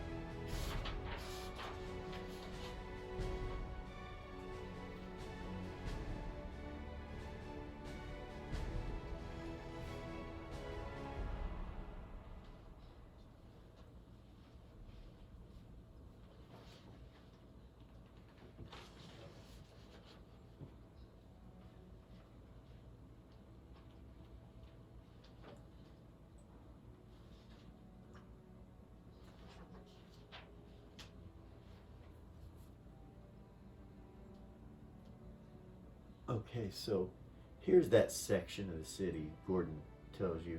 So what I know of what's over there is that this is one of the important things. Right there on the path of the One, which is just north of the main war keep, is a place called the Watchers Guild. And that is, this whole section is in the war quarter. And the Watchers Guild are those individuals that seek out spies. They're kind of a spy network of their own. But we do not want to come across any of them. Right. If you look here, you'll see that there are patrols that take place and that the war keep itself is monitored by the Dragon Guard, the ones hooded, and they have wyverns as well on the keep. Okay. All these little dots that you're seeing down here are them. You know, so your typical group may look something like this right here.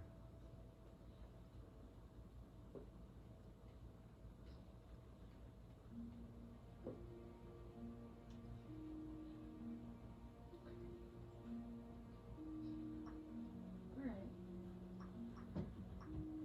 The area that we need to get to is Aeon Zuul. Well, we had to find a way to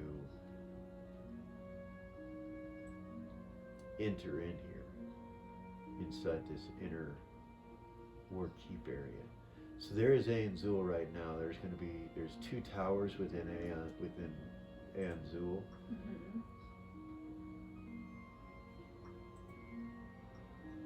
That are the Temple of Tiamat. That's what these are. Towers are so pretty much this whole section right here. All of that, the buildings surrounding it, are the Temple of Tiamat. Okay. And this building right here has an entrance into Aeon Zuul. This is the building where they sleep and are housed. That has an entrance into Aeon Zuul. And this one is where they study, and supposedly in the kitchen area where they study and where they eat is supposed to be some sort of entrance into Aeon Zuul as well. Okay. Gordon tells you he's never been through any of them. But it's just within the year when you were gone, I did go in through the temple. But that's not an option for us. Right. So I know, like actually going in the war keep probably isn't anywhere close to being an option for us. But I did want to say, just in case it matters, when we were in the other war keep, part of what we found is that there's a secret passage behind. Do you remember this story? We do. The Tiamat statue that Era's unlocked, and then So- we ended up going down there. It was underground. Did you ever go out the other end? So you're not sure where the other end is. We're not. So you know that it kind of went north out of the war keep, right? Yeah, And then it turned right, and it went for quite a ways. yeah. And then it emptied into that room with the pond, and Then it went down. So you would think that maybe it might be in Aeon Zuul somewhere, that exit. But does it go to Aeon Zuul on top? Does it go to the temple? We don't know. But that would mean sneaking into war keep itself, and as you can see, it's very well guarded. yeah. If you look, it's insanity.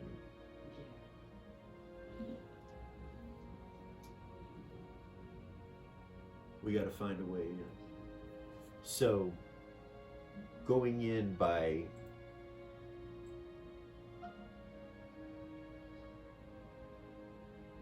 this gate right here would be very difficult, or any of the other gates on the other side So, at the bottom. do we have any intel in the underground here? Is there an underground here?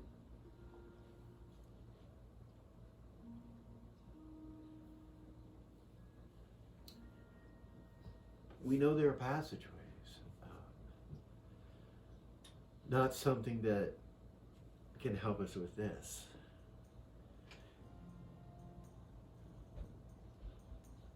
That I know of.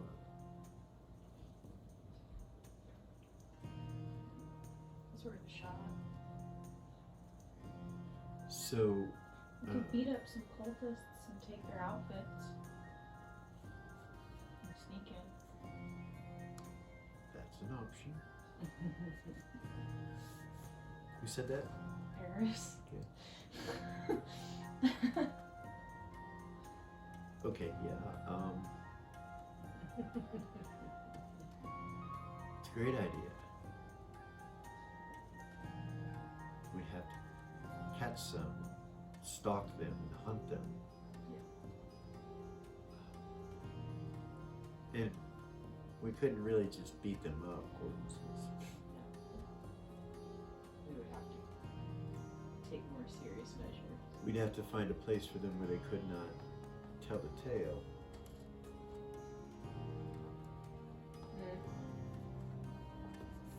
But it is an option.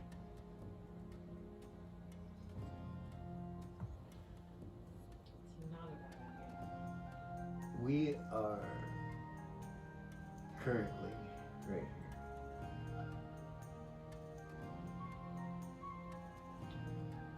So it's all the way over here.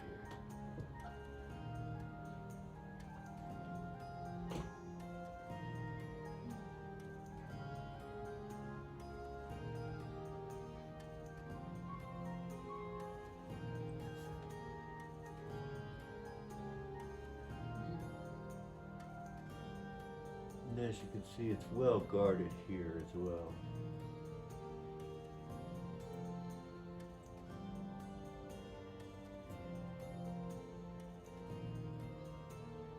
On both sides of this bridge.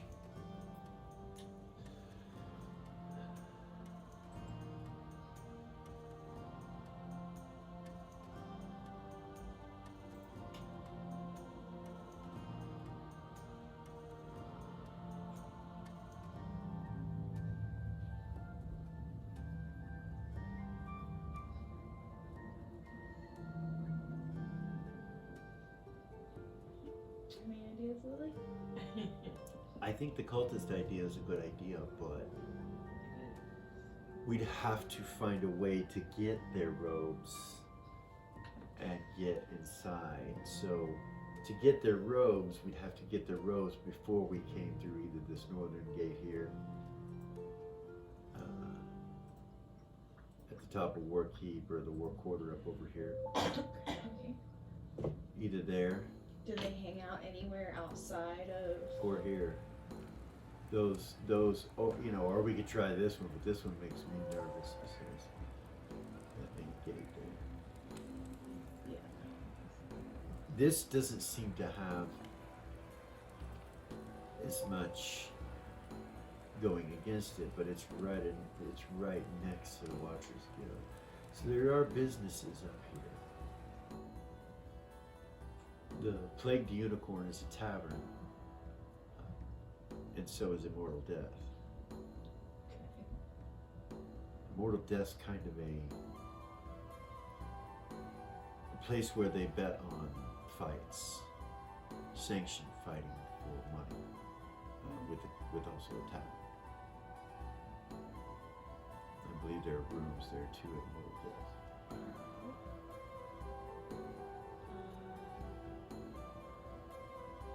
So do the cultists hang out anywhere Outside of that, outside of there? they do. I've seen them up by the cemeteries. I've seen Oh, them that's right. I've Oh. seen them in the northern portions of the city up around in here sometimes. You know what I Right didn't there. think about? What? We would have to find some way to shrink ourselves if their ropes wouldn't fit. Yes. Which We What I could do could do for a then. temporary amount of time. it's not long enough to really get away with anything.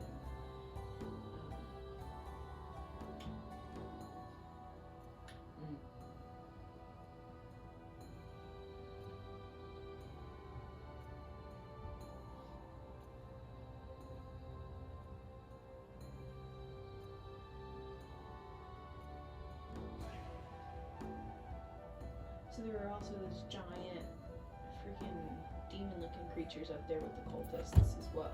There are. What are those? Remember, they said for every two of those they're joined together, they get one. It watches over them.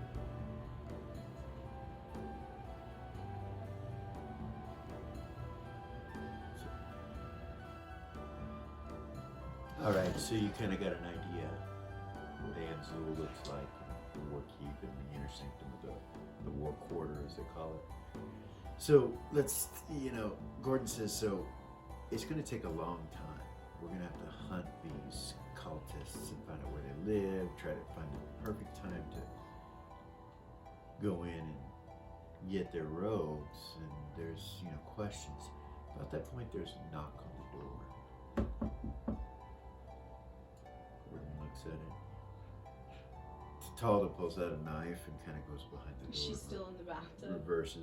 Reverses it. No, she gets out of the Okay. bathtub and reverses the knife. It's Talon versus the knife behind the door.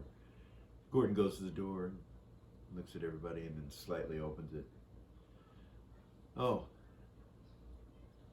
Randall. Just a second. Closes the door back, looks at Talda. She walks over and starts to get dressed. He telepathies to everybody. I'm gonna let him in, I guess. Alright.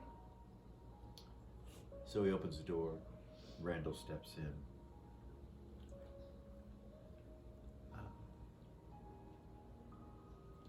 With him is the girl that had rogue-like clothing on that was multicolored, and she had the headband. She looks like she's in Tarnak colors. That's what she looks like. And she comes in with him and kind of nods at you guys.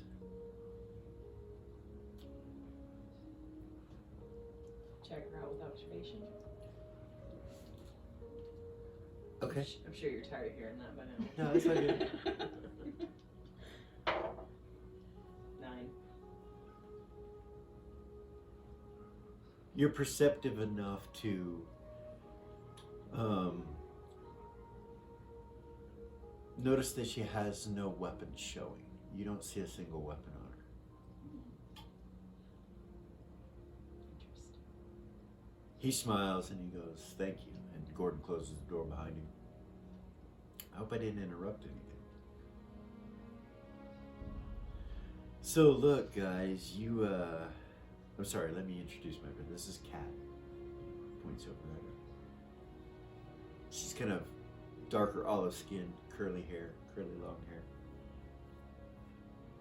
She smiles at you when he says that. Smile. She doesn't say anything though. And he says that. Anyway, so you guys are from Beacon. I know who you are in some aspects. Eris. She's got her snake out, sitting on the floor. You're sitting there kind of sitting on the floor, you got your snake out, and it kind of looks at you funny for a second, and you feel some kind of pus drip down and hit your lap from your face. Shit. And you feel yourself start to go through a change. You look down at your hands, and they start to get boils on them. What the fuck? And you realize the artifact is changing you, and your comeliness is changing. Oh, I forgot about that. Once a year it happens, and it's happening now. Goodness. What do you do? No one else notices it right now. He's talking, and then no one else really notices it. You pull your hood up. Yeah, and she'll pull her hood you up. kind of stay sitting down real low. Mm-hmm. Okay. Keep her head down, you know. All right. She'll put her snake up. Okay. Fuck. God. Oh no. I know you guys are from Monarch. I know who you are, from Beacon, and I know who you are. And we need to talk. She would telepathy the whole party and be like, guys, you remember that curse that I have? Yeah. It's Remember happening right now. Oh no. It's once a year, and apparently it's today for 24 hours. You should go to the other room, Gordon says. Casually. Yeah, she'll kind of get up. Okay. He looks over at Lily. He's like, I'll go with her. he hands you the key. I'll take it. Randall just kind of looks like, what the hell? And you guys go out. Gordon turns back to you and says, continue. Goodness. You guys go through the hallway and you can start to smell her. And it's bad. Like rotting meat. It does not smell good at all. You come to the door, unlock it. Ares. How could you? How could you do that to me? The power of that artifact is substantial, Yeah. and there is a defect from it, from various things, and this is the big one, and it happens to be today. So it's about 3:34 in the morning, about 4 in the morning, we're gonna say. So until 4 in the morning tomorrow, this will be Okay. happening to you. Your comeliness is negative. It would be 1. It's 1. Because it's a negative. Or no, it would be 3 because her comeliness is 24 and it's a negative 20 to your comeliness. That's what it is. So it's 3. So it's 4. 4. My bad. So your comeliness is 4, which people. So okay. So anyway, her cloak's over. She comes in. You can smell her, and it's a little frightening. But you haven't seen her yet. No, I'm not gonna try to. Okay. I'm gonna stop at the door and pull out. I have a vial of perfumed oil from way back in the day Okay. when we were traveling on that road and all that. Yeah. I have that. I'm gonna pull it out and I'm gonna close the door. When you close the door, you get a scent of the smell like it comes from the hallway you just came from, kind of comes through the door when the air draft comes. And it kind of reminds you of when you were in Cusecutin, the Lich and the undead, death and rotting flesh. Kind of reminds you of that as you shut the door and you realize you're in this room with it. And what do you I make a small line with the oil Okay. from one side of the door to the other on Okay. the floor Okay. so that the draft Okay. maybe might help. Okay.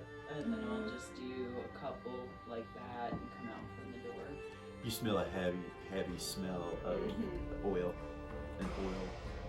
Yeah, my head's down. I'm not gonna look. I'm quite aware that she'll have to save versus fear if she sees me. You feel your nose and your throat. You feel it's full of mucus, like you're a little stopped up. You realize you can try to clear it if you want Oh my god. to.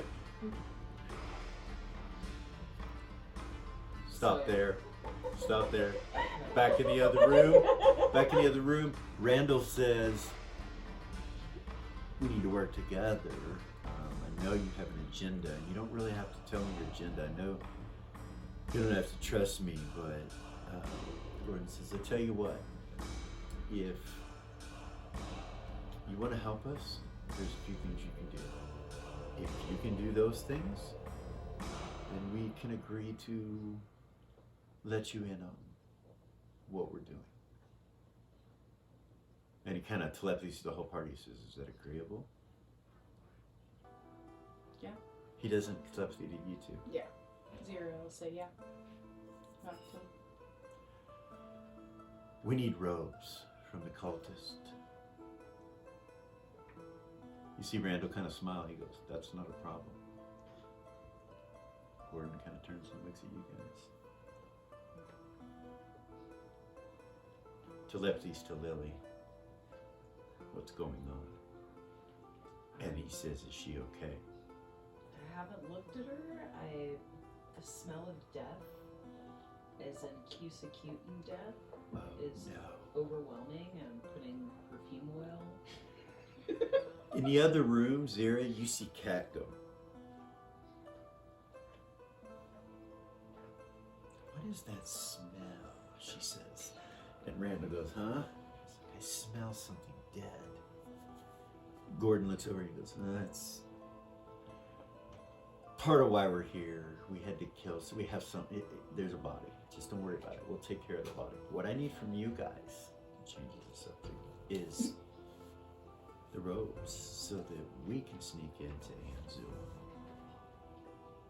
You see Randall's eyes his eye kind of goes up and he goes, You're gonna sneak into Aeon Zuul." "Not me, us. We are going to sneak into Aeon Zuul." He goes, "Well, that's a death sentence, my friend. That's the walk of death. I mean, if you get in, even if you get in, how the fuck are you gonna get out? Have you thought about that?" And Gordon just kind of looks down and goes, "Of course. I'm aware that this will not be an easy task. But we must do it, and we must do it quickly."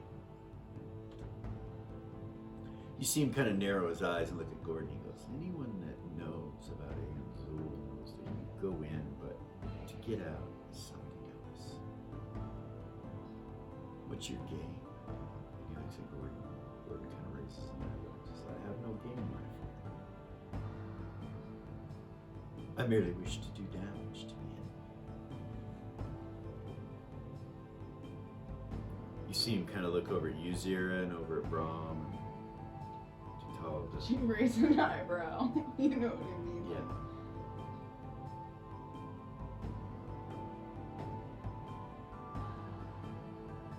"I don't want it brought back to me to get caught. So, we're gonna leave some robes. And you can retreat on your own." Gordon nods. Telepathy's back to you, Lily, and tells you what's going on.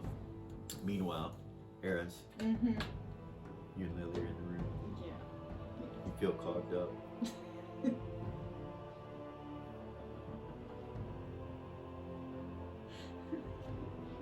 Oh goodness. I'll ask Lily if she has like a tissue. It would be a tissue, it'd be a rag or something. Lily. She does. She has clothes. I have all kinds of new ones. So you give her one? I do. What color? Sure. Black. Okay. Everything Alright. she has right Yeah. now is black. Okay. She gives you a black cloth Cool. and you clear your stuff out, Yeah. and it's nasty and it doesn't really stop after you clear it. It stays there. You're like, this is gonna be pointless. Goodness. Throw it away, I guess. What the fuck? You're fucking rotten ass. Really? There's no way. So she would say out loud, you can't look at me. Lily, nobody can see me. I know. I need a bigger cloak. You warned me about all of this a long time I ago. did. And I apologize. It seems that I'm ill-prepared. I didn't really understand that there would be a big smell to go with I it. didn't either. But I might at least be able to help that a little bit. So, Hold on. Yes. roll a 20 for me under your charisma. Oh. No, Me? Eris. Okay. What'd you roll? 13. She is talking to you, Mm-hmm. and she's not making much sense. What she says to you is almost offensive to you when she says it. Almost like she doesn't care that you're here to help her. Like, she has no gratitude whatsoever. You can feel it coming off of her.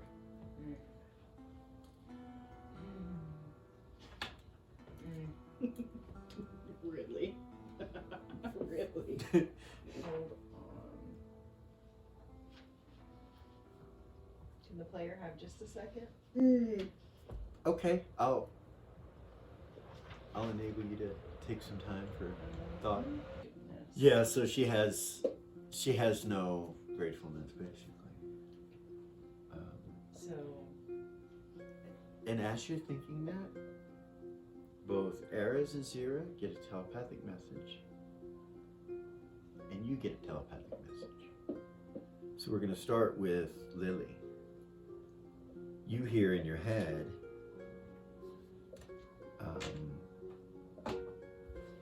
Myra say, so Gordon says that you can't hear us. Well, like I stopped trying to do anything that someone told me I couldn't do. Like I would ever stop trying. We miss you all and we hope you're safe. I love you. I'll keep trying. That's what you hear. You, Zira, and Ares, you hear, well, I guess coming in there is not an option. I tried it and it didn't work. It seems like it's been an eternity already. I feel helpless and disconnected. There's so much going on. Please come back soon. And that's it. That's what you hear in your head. What do you do? she would telepathy Myra back. So you attempt to telepathy and it doesn't go out of the city, like it hits something. You feel it in your head like a barrier. Pull in. Okay. I'm gonna telepathy to Ares. Sweetheart, I love you, but I'm gonna seal this door up so that the smell doesn't take over everything. If you need anything, just telepathy me, okay? Can you hear me? Yeah. Okay. Okay, I love you. I love you. She's gonna. When she says I love you, it's like, I love you. That's what it sounds like to you when she says it. Her throat's kind of rough. And it's like she's just completely ungrateful. She's just like almost mocking you. That's not right. You think it's probably your condition? Lily's like, that's gotta be part of the smell. Part of it, because she said, yeah, anyway. That's what Lily thinks. She's like, she Okay. warned me that I would be completely repulsed and I wouldn't be able to be Yeah. around her. So. Yeah. So she's gonna step outside the door and close it. Okay. She's going to pull out another piece of black cloth, stuff it under the door so that it can't be seen, but so that there's a block. Is there a space under the door? I guess I There should ask is, that and first. as you're doing that, roll your hear noise.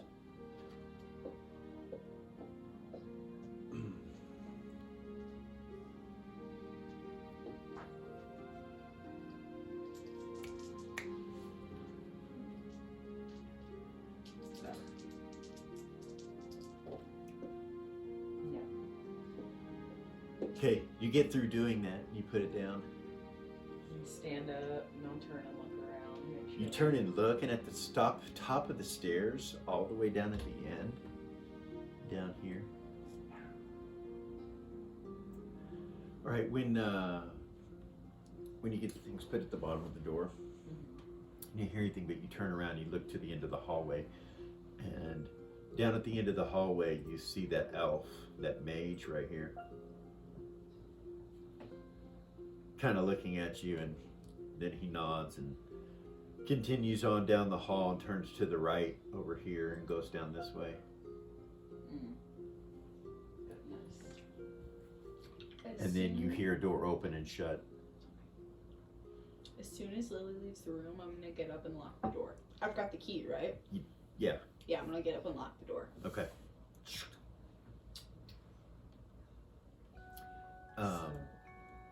Meanwhile, Lily. I will cast a clean cantrip Okay. starting on the door. Okay. Um, All right. should be able to get You get rid of the stench. It's not left behind, so that's good. cool. Just for safe measure, I'm gonna put a couple drops of oil On the this outside side? of the door. Okay.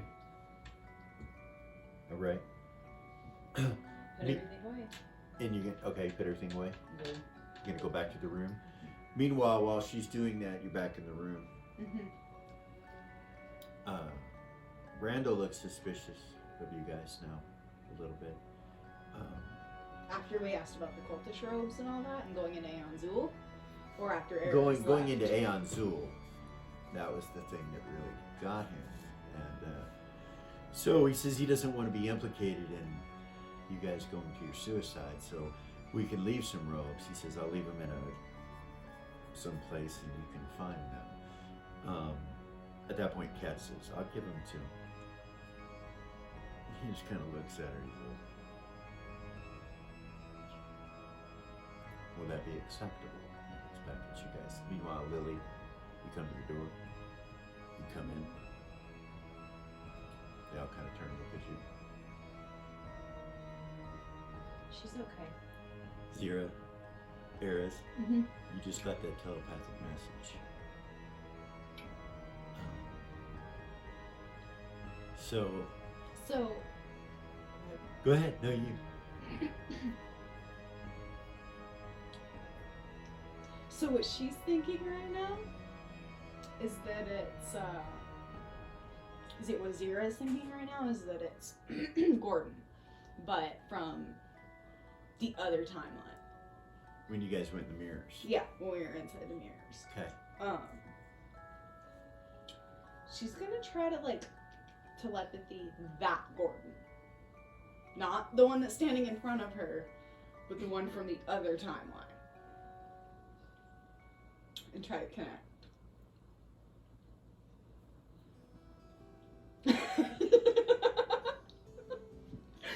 This is Zira. Yeah. Okay.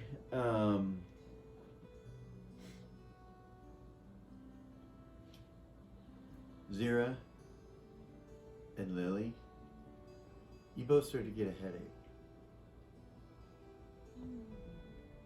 When I do that, You both reach up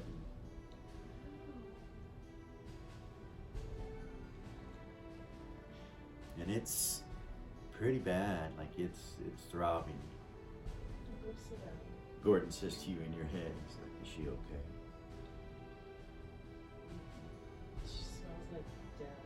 I'm afraid to go see her. I don't think she would want me to. I sealed the door.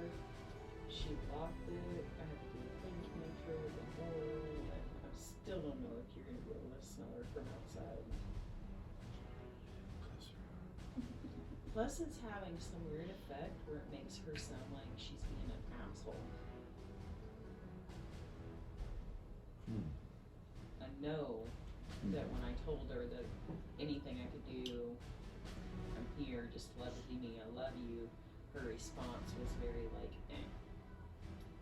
So Randall's standing there, you guys are telepathy, and there's a long pause. He just kind of looks around. He's like, okay then. So Zero will look at him. we'll get this taken care of for you, and then we can discuss some sort of alliance if you guys survive this fucking cockamamie scheme. She'll kind of laugh. You know, Thank it's- you. You guys got a death wish, or you are gifted, or something, one or the other. I don't know what to think, but if you succeed, you can call upon me and the Phantoms. We will be there to aid you. He turns and walks out the door. Kat just stands there for a second, then looks around. She's like,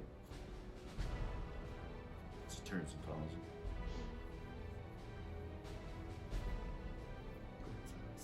guess she'll bring them to us. She seems like a sweet kid. This is the worst time this could happen to her, as he says. And also, I got a telepathic message from Mara. I got another She's one in the from city. you. No, I don't think it was Mara. I tried to telepathy her back, and I couldn't get outside the city. I don't think it was her, or maybe it has to do with the time stuff.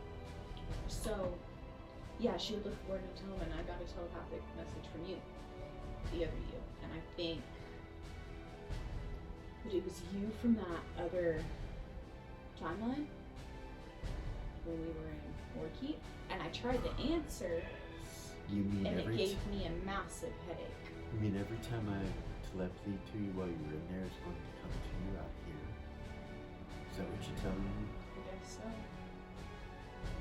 Fuck. You should look at him. Got anything you want to tell me? He just kind of looks down. He's like, well, that might change something.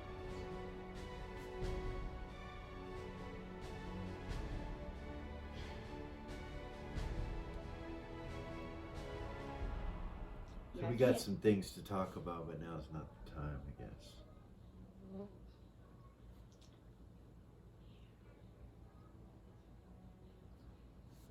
It seems like there's some sort of weird time thing going on. Does my head still hurt? Yeah, you still have a Yeah, I headache? would tell him I still have a headache from trying to answer that you.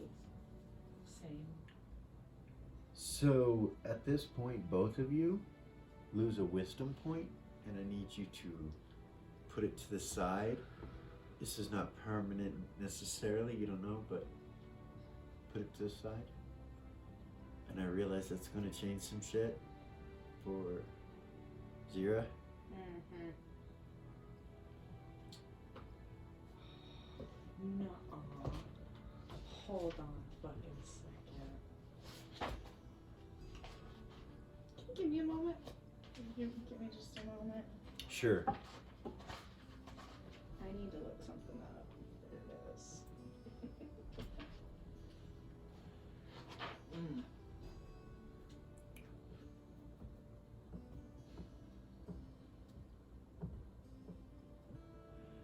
It's just hard to think. The headache's so bad, it's hard to think. I thought I lost my cleric class, but I didn't. Okay. I'm good there, but I'm pretty sure I lost a spell because of the drop in wisdom. Because you lost a level, right? No. Or because you lost wisdom a point. wisdom bonus, sorry. Yeah. Yeah. Suckage. Hold on. I'm looking for it. It's brutal, I know, but So she's just kind of sitting there in the chair holding her head. yeah. Got a headache. I'm just gonna put like a star next to that spell slot.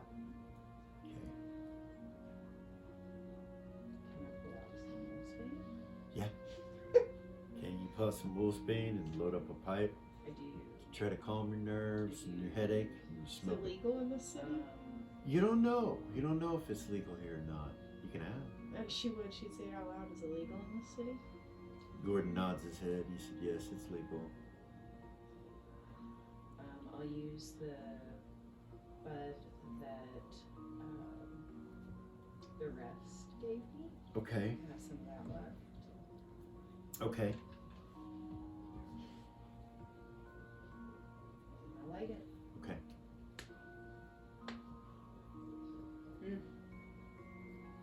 It seems to take the headache to a dull ache, but you still don't gain a wisdom back.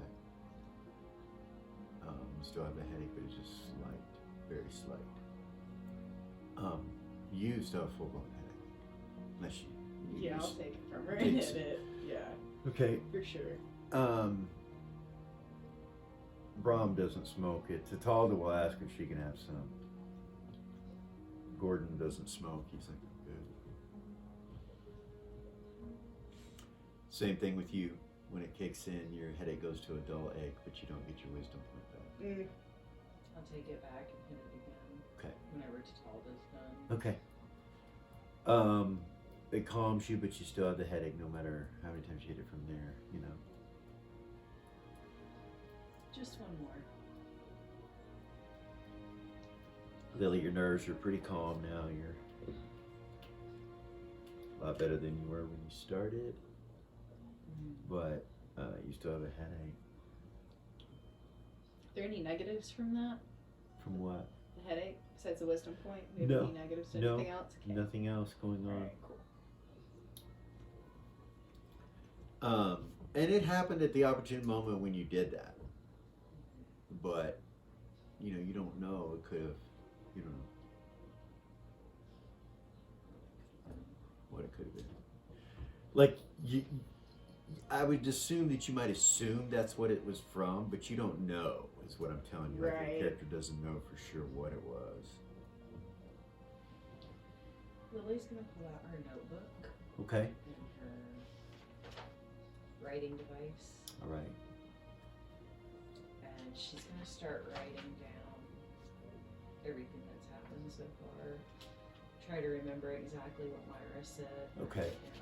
Okay, and write it Can I down. see her doing that? I'm gonna do that too. Is Okay. that allowed? Yeah. Yeah. Yeah. Okay. If you see her doing it, yeah. You can do it too.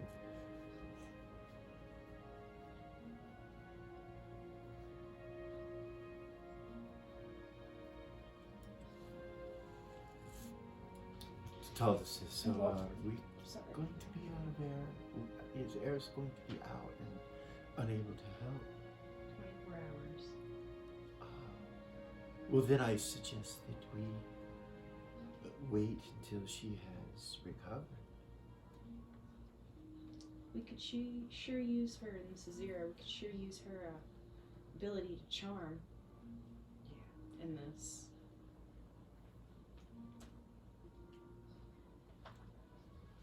Knowing her, she's not going to want to see anybody. I don't So honestly, I don't think anybody can see her. If it works the way she explained it to me, nobody can look at her. They will flee in fear. And I gotta tell you, the smell. I kind of understand what's going on for me and her being in the same body. Right.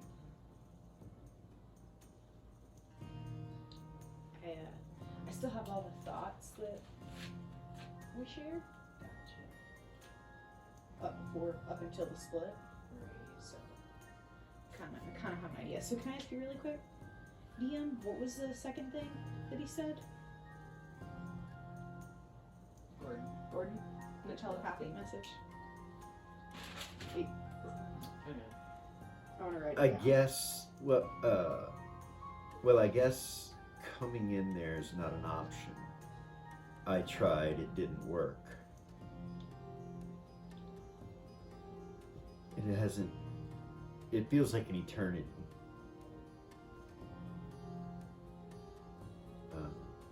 And I'm beside myself as what to do.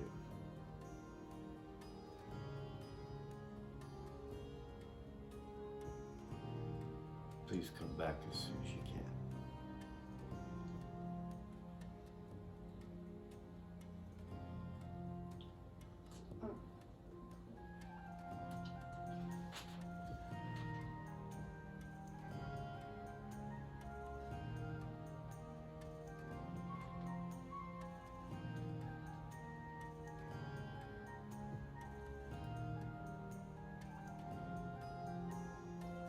She would look at Gordon, like this Gordon, and be like, how long was it after you sent the second message? A day. Just like a day, that's it. Just curious if the timeline lines up. This will be going on for the next year. It seems quicker. That's what I'm saying. So, How long was it between them? About an hour? when we were outside the city to now, Maybe 2, an hour and a half, 2 or hours? something like that. Per day? He nods. Y'all might want to talk sooner rather than later. Well, that gives him an idea. Idea of how long he has. How long of he course, she has knows. Before people know shit they shouldn't know, and he doesn't want to know.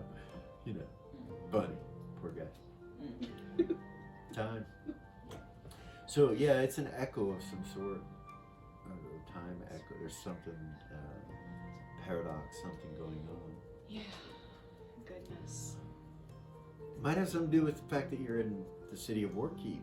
Right. It may not. The fact that we're here. You don't really know, but I thought that earlier, but I wasn't sure if that was like had anything to do with it. right, Because we're inside the city, you are. and you're not supposed to be able to receive any telepathic message unless you're, anyway. Kind of weird.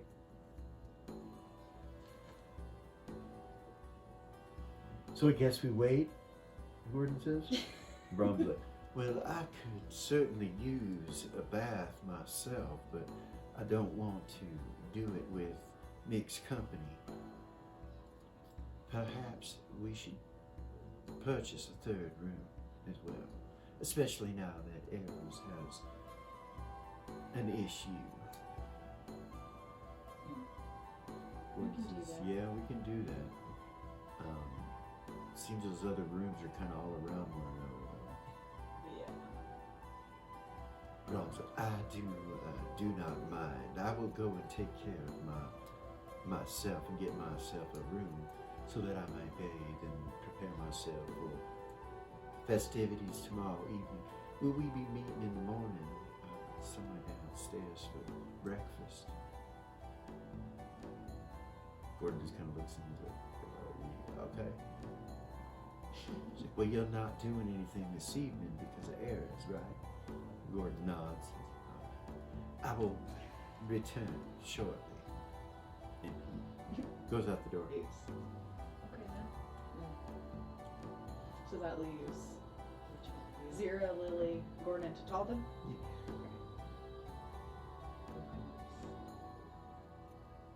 Been a minute since that happened. That's like the old days. It is, right? Goodness. It's like when we first started out. That's pretty crazy. Tatalda was our first +1.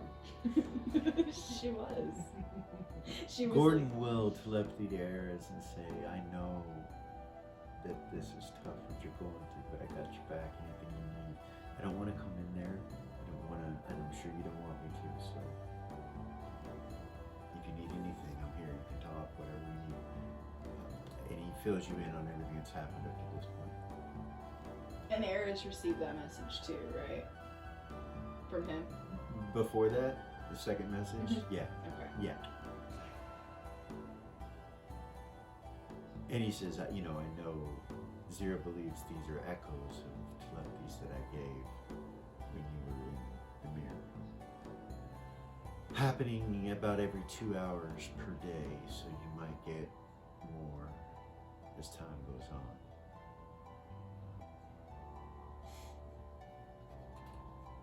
Okay. That's all she'll say. She'll say okay.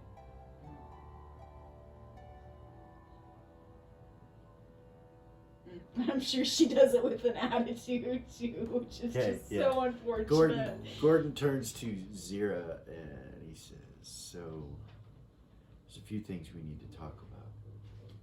Okay.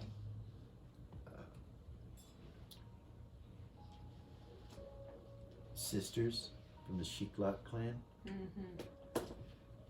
They are here in Warkeep. They run the Immortal Death, which is located in the War District, War Quarter. It's next to the Plague Unicorn and the Watchers Guild. And it is a fighting arena, sanctioned fighting. As I spoke earlier about it, I thought you should know that they are here and that's their business.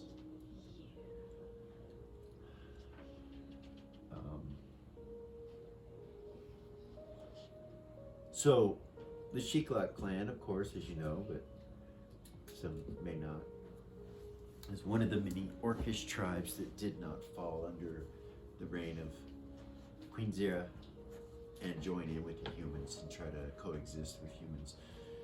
It was more the band that was against you. The one that killed my father. The one that killed your father. The two sisters. They also stole the spell jamming vessel from the city Yeah, of that's Beacon. exactly what I was just thinking. One of the three that was created at the time, they stole one. And you've heard of their exploits up farther north by Cusacute and then the Orcish tribes, where the Blood Band used to be, where your father used to rule. You've heard of them capturing other small Orcish tribes that did not make a choice between you or them and started to enslave them. And they're pretty much arch enemies of the Orcish people in your opinion, and in their opinion you're the arch enemy to the Orcish Right, people. right. There's like a feud That's going feud on that's been there. going on. So they're They're here. just right over there. They're just right over there. They're on the other side of the wall of where you're at right now. If you went outside of this inn and went over the wall on the other side, that's where they're at. Okay. So they're within 200 feet of you right now, probably.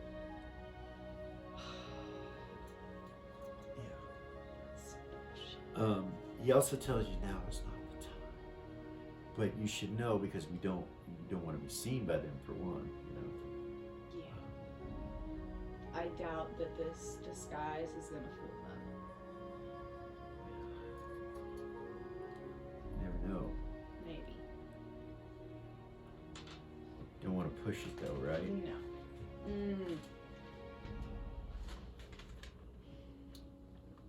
About that point, there's a knock on the door. Gordon opens it. It's Kat.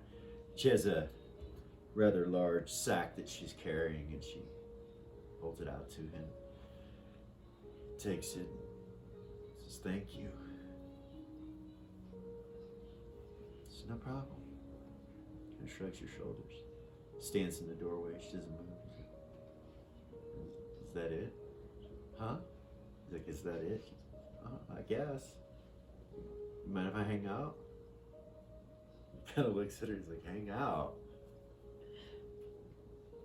Randall doesn't trust us. She's like, I don't think so, but that's not what this has to do with it. I'm bored. Zero would kind of laugh. Bored? How old are you? Should say that from Kind of looks up and she's like, 23. How old are you? And she walks up to you. 25. Oh, so you're kind of like a taller, older being than me.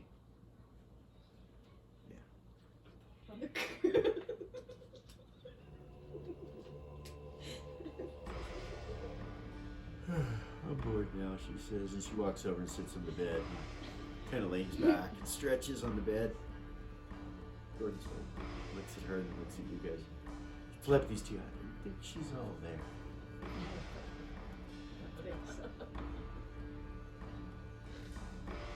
Like, He closes the door. be careful what we say. Of course, keep the conversation still happening. Yeah. Gordon.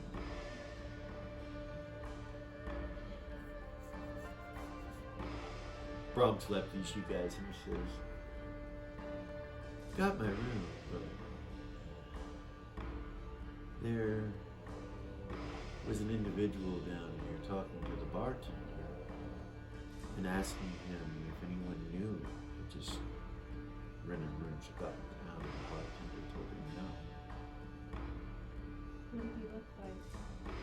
Dressed all in black cloak with a black hat. White rim. What his face look like? Human. There's a scar on his left side of his chin. Like the one Gordon has? No, it's on his chin. Here. I didn't see that side of his face. I only saw the left side, and there was a scar on his chin. Grayish hair, blue eyes. Can you telepathy? Shall we? Yeah, can you telepathy us? He does. So, You recognize him? imagine a cowboy hat, black cowboy hat. It's like that with a cloak like duster, black clothing. Do you recognize him? No, never seen him before. In one of his hands, he has what look like white prayer beads. And it's very noticeable because he's dressed in all black. And he has these white prayer beads that when he sends you the image, he doesn't realize that he saw that really. It just kind of comes to you.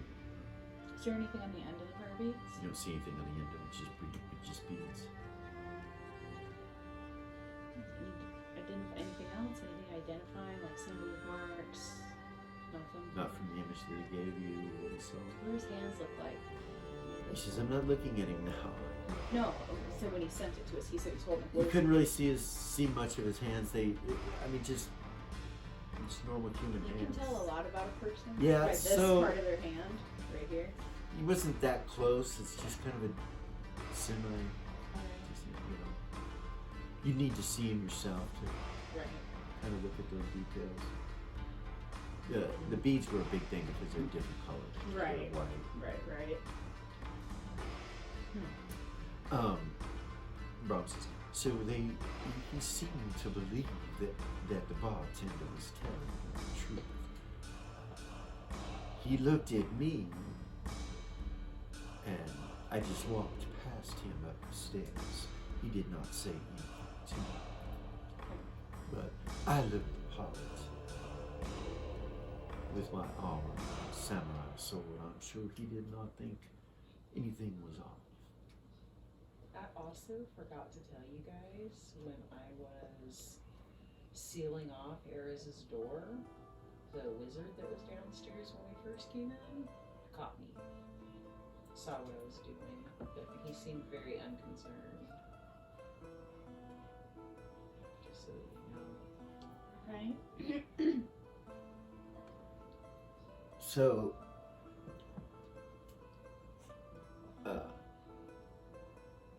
Kat's still laying on the bed, and she just kind of got her eyes closed, and she's all stretched out on the bed.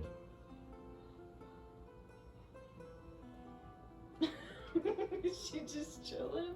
Just chilling. What the fuck? I don't trust her. I don't trust her for a fucking second. No, she would tell everybody that. I Gordon do not agrees. trust He's her. like, I don't know what her deal is, but she's weird. You know what? She's laying on her bed. The fuck?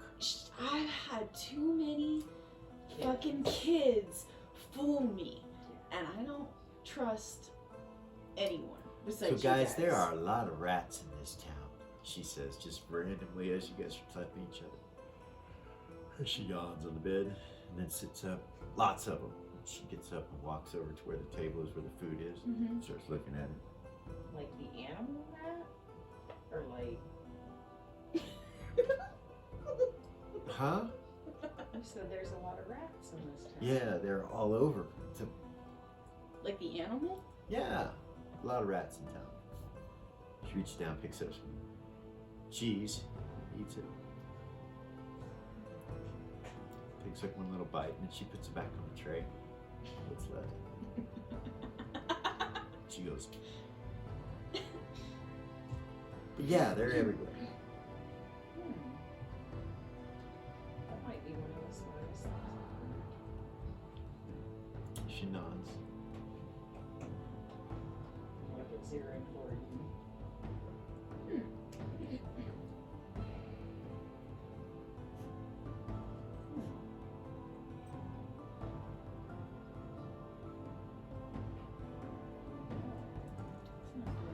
A couple ideas come from Yeah, that. no.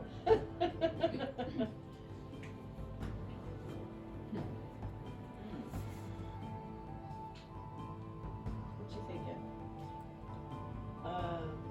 Lily is gonna get up and go over to the bed, Okay. crawl right in the middle of it and sit down Okay. and start pulling out books. She's gonna pull out her spell books Okay. and tell them I need to rearrange some things, I think. Cat walks over there when you do that and jumps on the bed with you and kind of, what are you doing? Are you a magic user? Wow.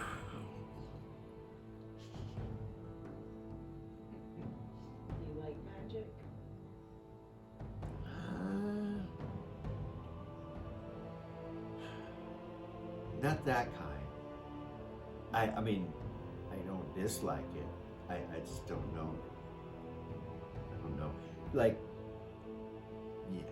Because let's go on zero, we'll telepathy her again and be like, don't be adopting any more fucking kids. Lily? She giggles out loud. She kind of looks at you funny for a second. You're like me. You just laugh randomly. Sometimes. Yeah. It's good for you, she says.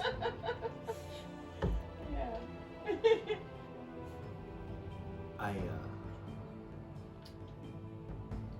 have other things that are magical that are different than that, but I don't know much about that. Other things like what?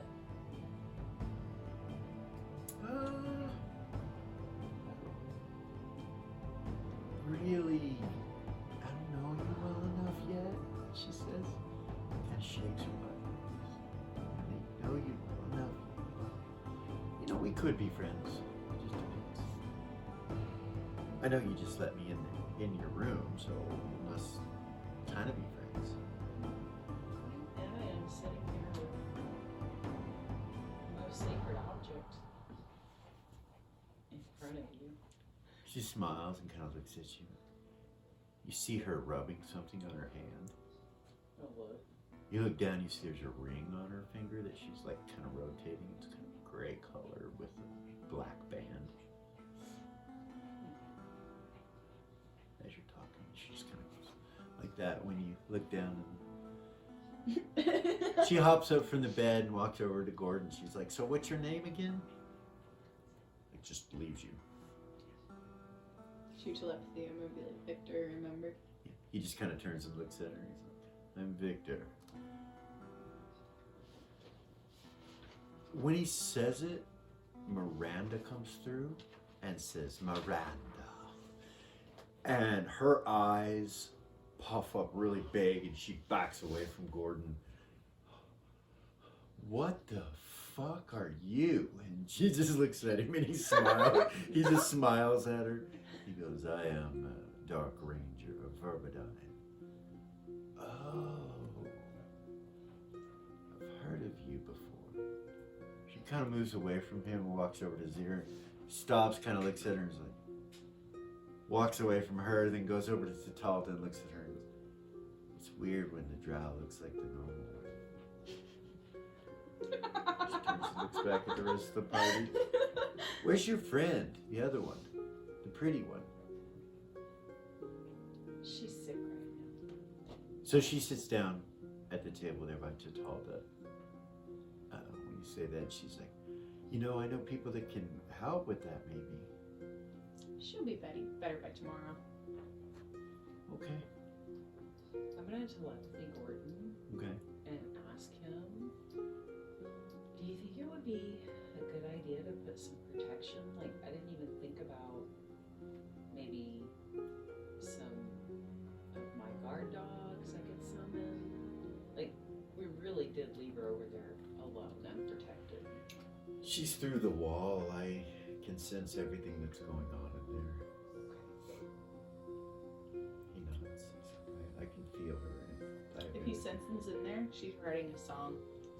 He just looks at you. He's like, "She's trying to be creative." That's what he'll say. Of course she is.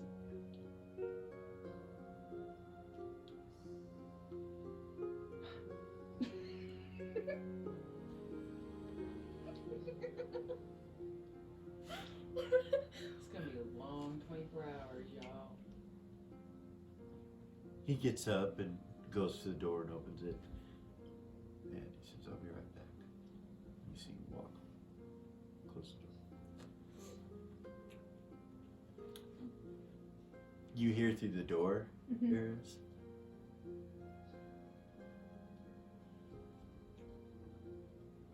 "Hey, beautiful. There was a song you wrote, right? What song? Our Home? Mm-hmm. You want to hear it?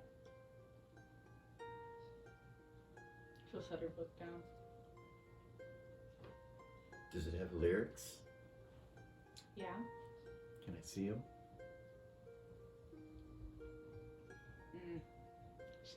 He's asking for her songbook. She'll get up. She'll Okay. pick up the book, get up, flip to the page. How big is the gap under the door? So it's about that big, or so, about an inch, Could I fit my almost an inch. songbook under it? You go to stuff it in there, and Oh, there's something yeah. blocking it, and you see it move, and Gordon, you can see his fingers. He's like She'll this. sit it down and kind of. Okay.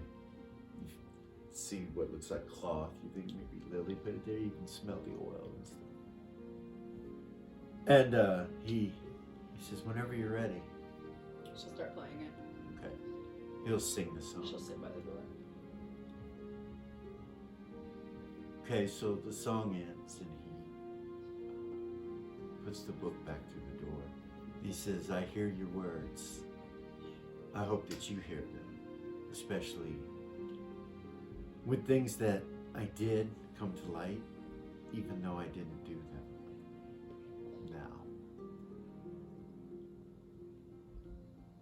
I know you've got more to worry about than that, and I don't want to concern you. But in the time period when you were gone, a lot happened.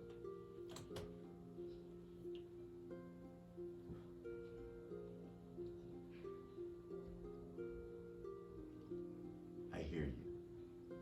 We'll do the best we can from here forward.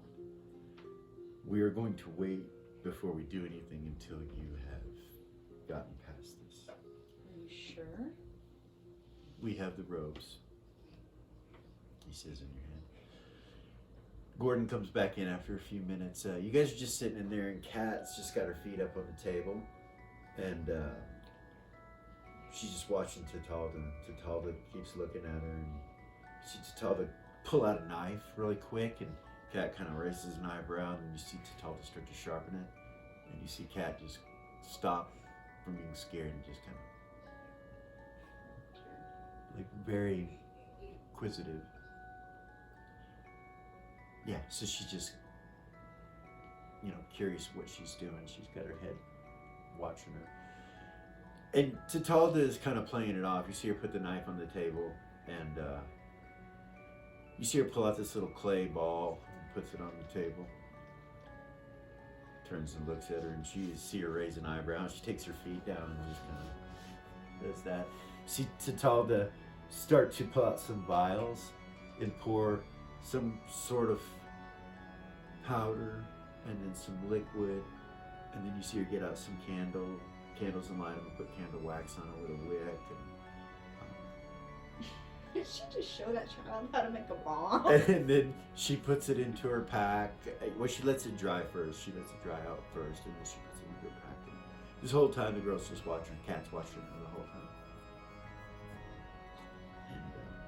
You see her pulling out poisons and preparing poisons and different things, making sure she's got all her stuff together. Right. She pulls out a blowgun with the darts and starts poisoning the darts, and you see the girl just watching her with fascination. Lily's gonna go into the book. Okay, start reading. Okay, so how much time you got left on that book? 2 hours. Okay, so this is the The demonology book. So it's like the devilology as well. It will give you a basic, it'll give you the abyssal tongue, and then it'll give you a basic proficiency with the abyss. So by the time you're done, you're aware of the river Styx. You know the first plane of the abyss is called the 1001 Closets. You know Pazuzu rules the air there. You know, like certain things like that. Really deeper things. You know Orcus is on the 666th layer, the bottom layer. That his palace is there. You know a few things here and there, but in game you'll be able to use a basic demonology and devilology, or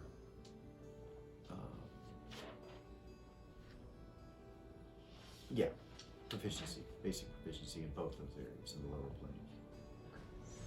Cool. It is. That's after 2 hours. So meanwhile, While she's reading, I want to pull out Roos. okay. Now that everything's kind of, All right. I'm gonna pull out Roos. All right, the panther appears and he kind of looks around, surprised, and then looks at you, jumps to you, starts licking you all over. I'll get down on my knees. Okay, pet he him. wrestles and licks you, and then he says in your head, I got left. I'm so sorry. Captured. I'm so sorry. Mammon captured. That happened to me too. Are you okay? I am. He didn't do anything to me. He just kept me imprisoned. I mean, I was able to walk around for a while here and there. I'm sorry. I really wasn't hurt. I know the place pretty well now, too. I was in Mammon's palace. Yeah? Yes. I know Glacia. She likes Does she? me. Yes. And that's Mammon's consort. Yes, the Right. Princess of Hell. Yeah. Yes. She's okay. Very materialistic, but she's okay. Does he still have his white collar on that I put on him? Yeah. Nice. Nice. That nice. I put a white dragon scale collar Yeah. on him before. Mhm. Nice. It's good to be back with you, he says. in your head, Agreed. and he's still playing with you physically. I'll leave him out. I'm just gonna let him stay out and hang out with them. He tells you something's wrong with Eris. Where is she? I can smell her, but there's something wrong with her. That instrument that she carries. There's a black cat over there in the corner.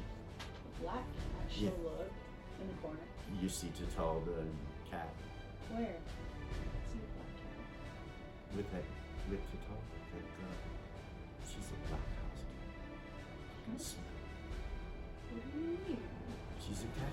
She's a cat? Yes. Like a shapeshifter? Yes. Really?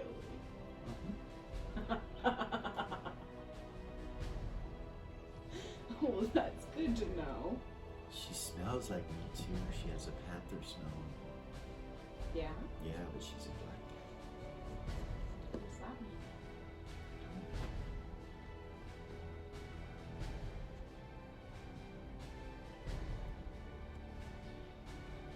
Having to come out of my player knowledge. I'm back in the game. I'm sorry. All right, Back you're in the good. character You're knowledge. good. I'm like, fuck, what would she say? Hold on. Yeah, I don't even know what she He said. asks where you are. Roos does. He's where are We are in the city of Roos. Over east. you?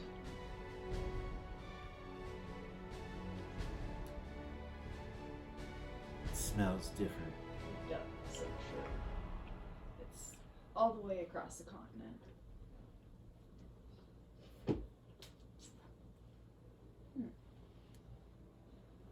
Is there anything I should know? He says.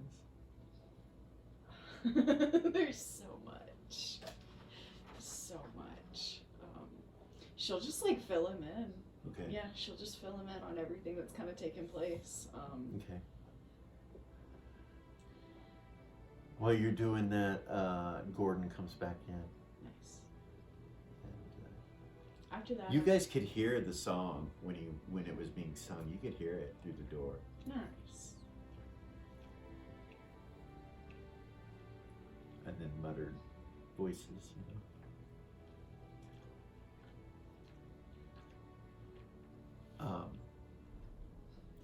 As you're filling him in, you can see that Kat keeps looking at him, and he keeps kind of smiling or looking at her, you know, with a quizzical look. Interesting.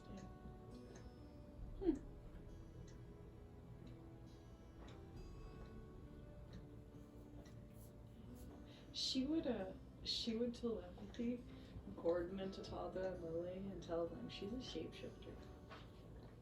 She shapeshifted to a black cat, according to Roos. Really? I guess so. That's what he told me. Well, that's fucking handy. It's pretty fucking cool. That's along the same lines of kind of what I was thinking. Mm. It would explain why she mentioned rats. It would. It's pretty funny. My mind was trying to think of sneakiness. And so I took it as And I was- Gordon laughs in your head and she was talking about food. she was. She was.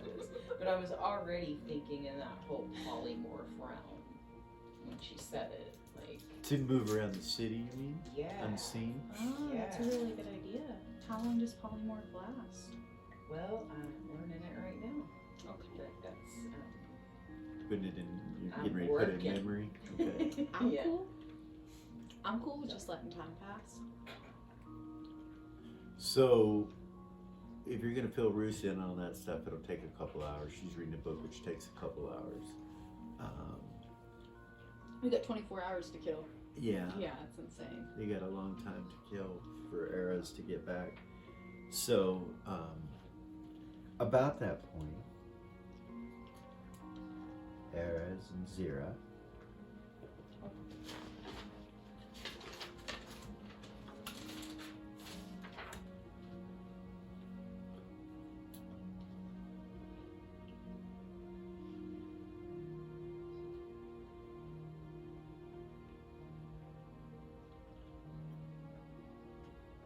you get a telepathic message. Mm-hmm.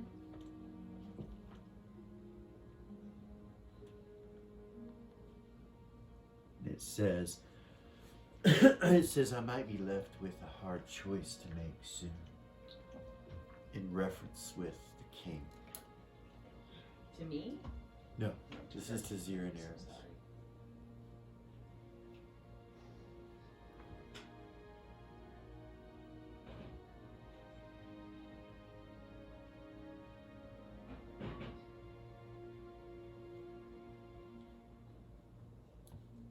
Okay. I wish you were here to help me decide, but more importantly, talk me out of what I'm thinking of doing.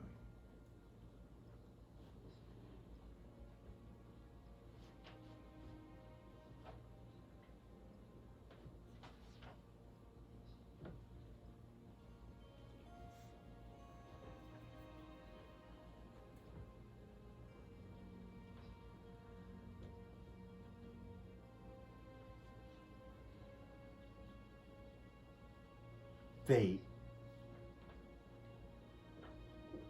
it seems,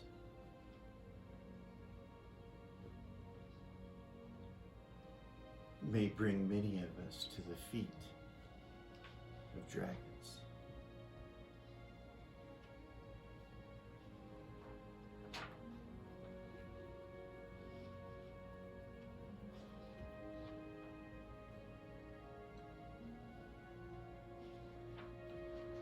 It's only been a week, and it feels like an eternity.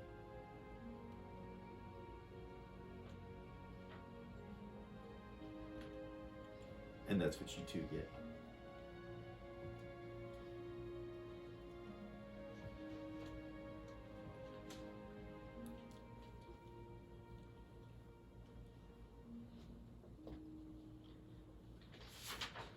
Aww.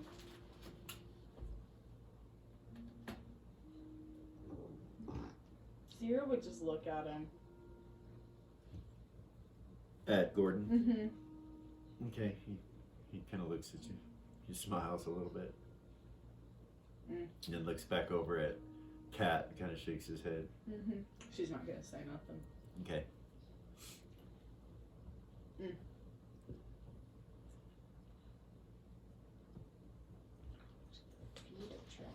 You know So- what? You know what? Yes, she is. Okay. She'd be like, to the feet of dragons. Kind of turns and looks up at you.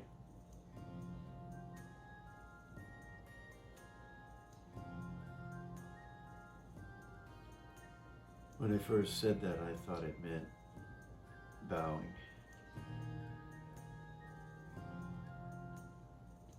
Later, I learned it meant standing next to them.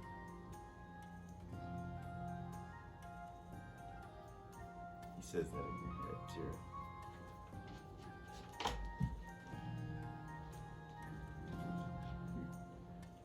The sacrifices that were made is the hard part. What? The sacrifices that were made was the hard part.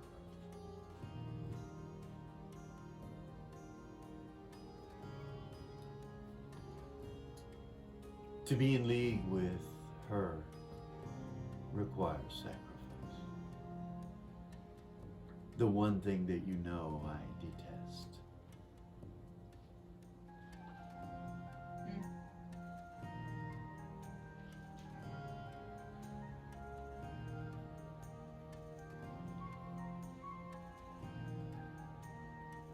That's all it says. Kat looks up and she goes, "Did you go through that bag to see how many ropes were there?" Gordon kind of looks, "No." So they go, "There's a lot. More than you guys probably need." "Can I go with you guys when you go? I've always wanted to see Aeon Zuul." Gordon kind of looks at her and then looks over at Zira, Lily. Lily's reading, so he doesn't say anything to her. Looks at Zira, you're kind of talking with Roos.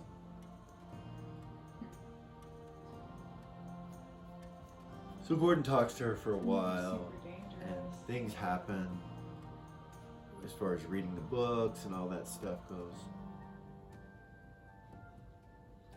We're going to fast forward to daylight. Okay. It's about 7 a.m. in the morning. Right, bright And sunlight. it doesn't come back around till 4. That's what you said, right? Right. It'll get dark about 7:30 at night. So that day, obviously, many of you don't have to rest, that kind of stuff. But if there's anything else that you would like to take care of, you can. Spell preparation, whatever it might be, ideas. Gordon will go through the cloaks. You'll find that if you place the cloak on, it's like the reverse of a enlarged spell. The cloak itself is what shrinks you. So you all can become 200% smaller than you are with these cloaks on. Nice. I'm listening. Okay. And, you guys try them on. Mm-hmm. Gordon tries it, and you try it. It's funny. Zero You're will. all really tiny. You know what I mean when it happens. Kat laughs at you guys when you're doing it. She thinks it's funny. I'm sure I probably look like a tiny little red devil with the makeup on. and Her and Gordon have a conversation about coming with you guys, and she tells Gordon that she's really a cat in nature. She's like a cat in nature, and that she can scout and see things and hide. And she's really good at getting into small spaces. And she says she thinks she'd be really useful coming with you guys. Gordon tells her that he'll have to discuss it with everybody, but we'll see.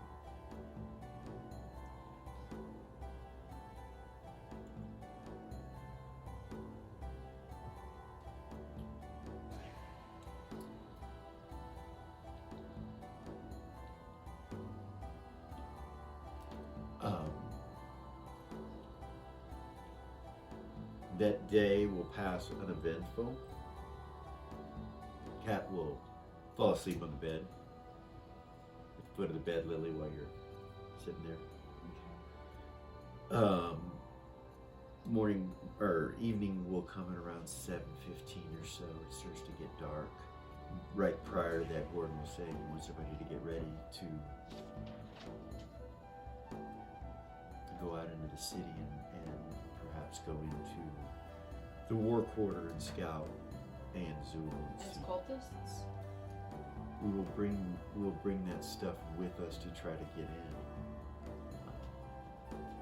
So we need to be prepared to escape. Now the thing is who's coming and who's not. How do we travel? Right. Because there's usually 2 of them and then a demon, so we may need to be thinking about one of us changing into those demons. travel in groups of 3. I'll try to think about what they look two like. different groups. You can think of what they look like. You know what they look like. Gordon can too. He can collect and too what it is, but you need to figure out spells and a way to do that. You got the wands that can change one item on you per charge. It's got 49 charges, so you can change, you know, your eye color, your hair color, your skin color, your clothing, you know, but it you know, charge for each of those. You'd have to decide what you're gonna do. If you're gonna go in those cloaks, those people won't need anything. They'll just be smaller with the cultist cloak on. But the demon, you'll need to figure that out. We'll need to know exactly what they look like. Right. So you guys have made it into the city, and that's where we're going to stop this evening. You've made it here. You're at the inn. When we come back, it'll be around 7:15, 7:20 in the evening of the next day. Eras will still have until 4 o'clock in the morning, but that doesn't mean things can't be maybe done. So you guys can discuss that when we get back to this again. All right. So thank you guys for watching. It's been awesome. We really have enjoyed Arkenforge, and I know there's been a lot of role playing in this session, and we'll see what happens next session when they take a look deeper into the city. Thank you guys for coming in. Remember to like, share, subscribe. My name is Hugh Pahu, and this is Original GM. Thank you so much. It is good that my items of power have reached so very far. Like Roos, it is good to have intelligence within an item, is it not? Because an intelligence can teach others what they know. He may not be of cat blood, but he is from cat magic. I have been watching these little ones for some time. Now, perhaps now they interest me. We shall see what happens.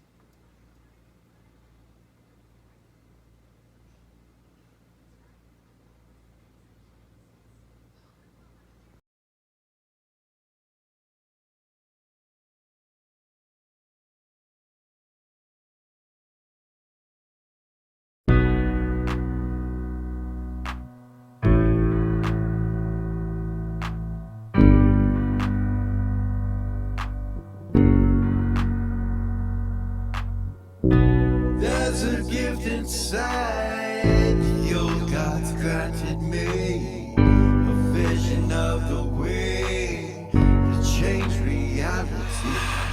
In the shadows creeping, get rest your weary head.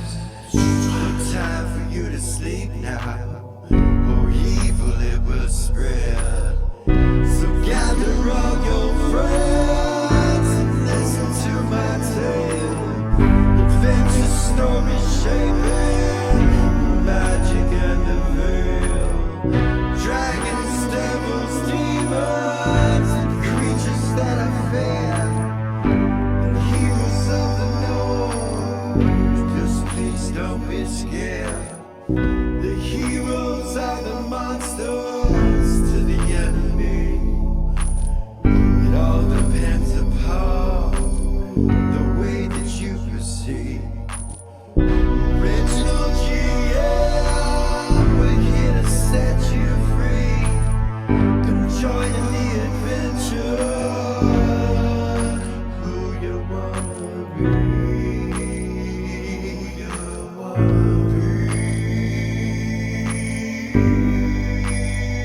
We are heroes.